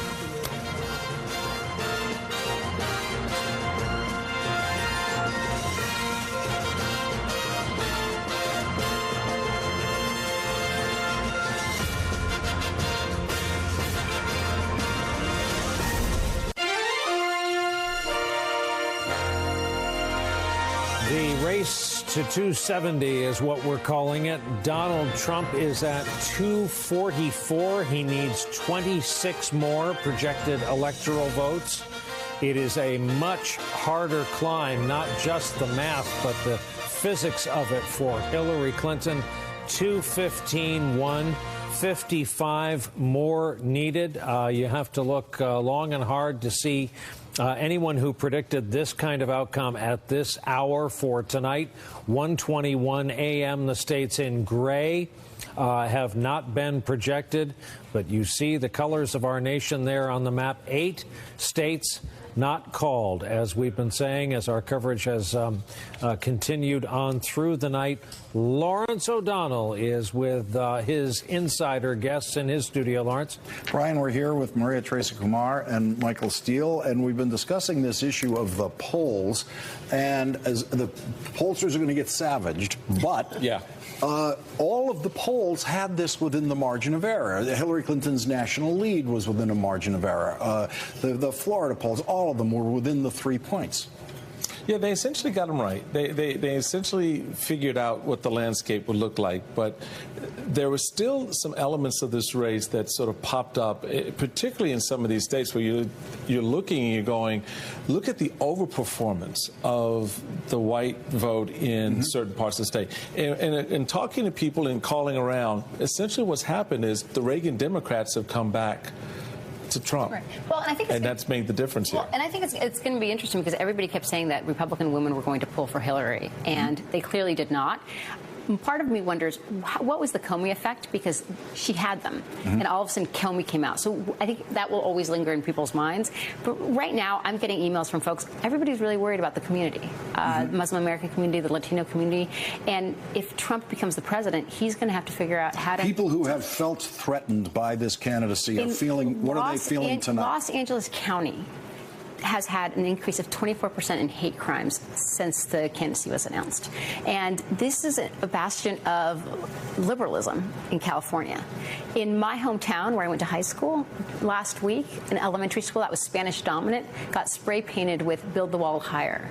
Moms that had basically to tell their elementary school, their kids of 5 years old, of what happened to their school. So if Trump wins, he's going to have a conversation that turns down the temperature, that makes people feel inclusive, and he has to act presidential. And that's what Muslim Americans and Latinos and Asians are looking for right now.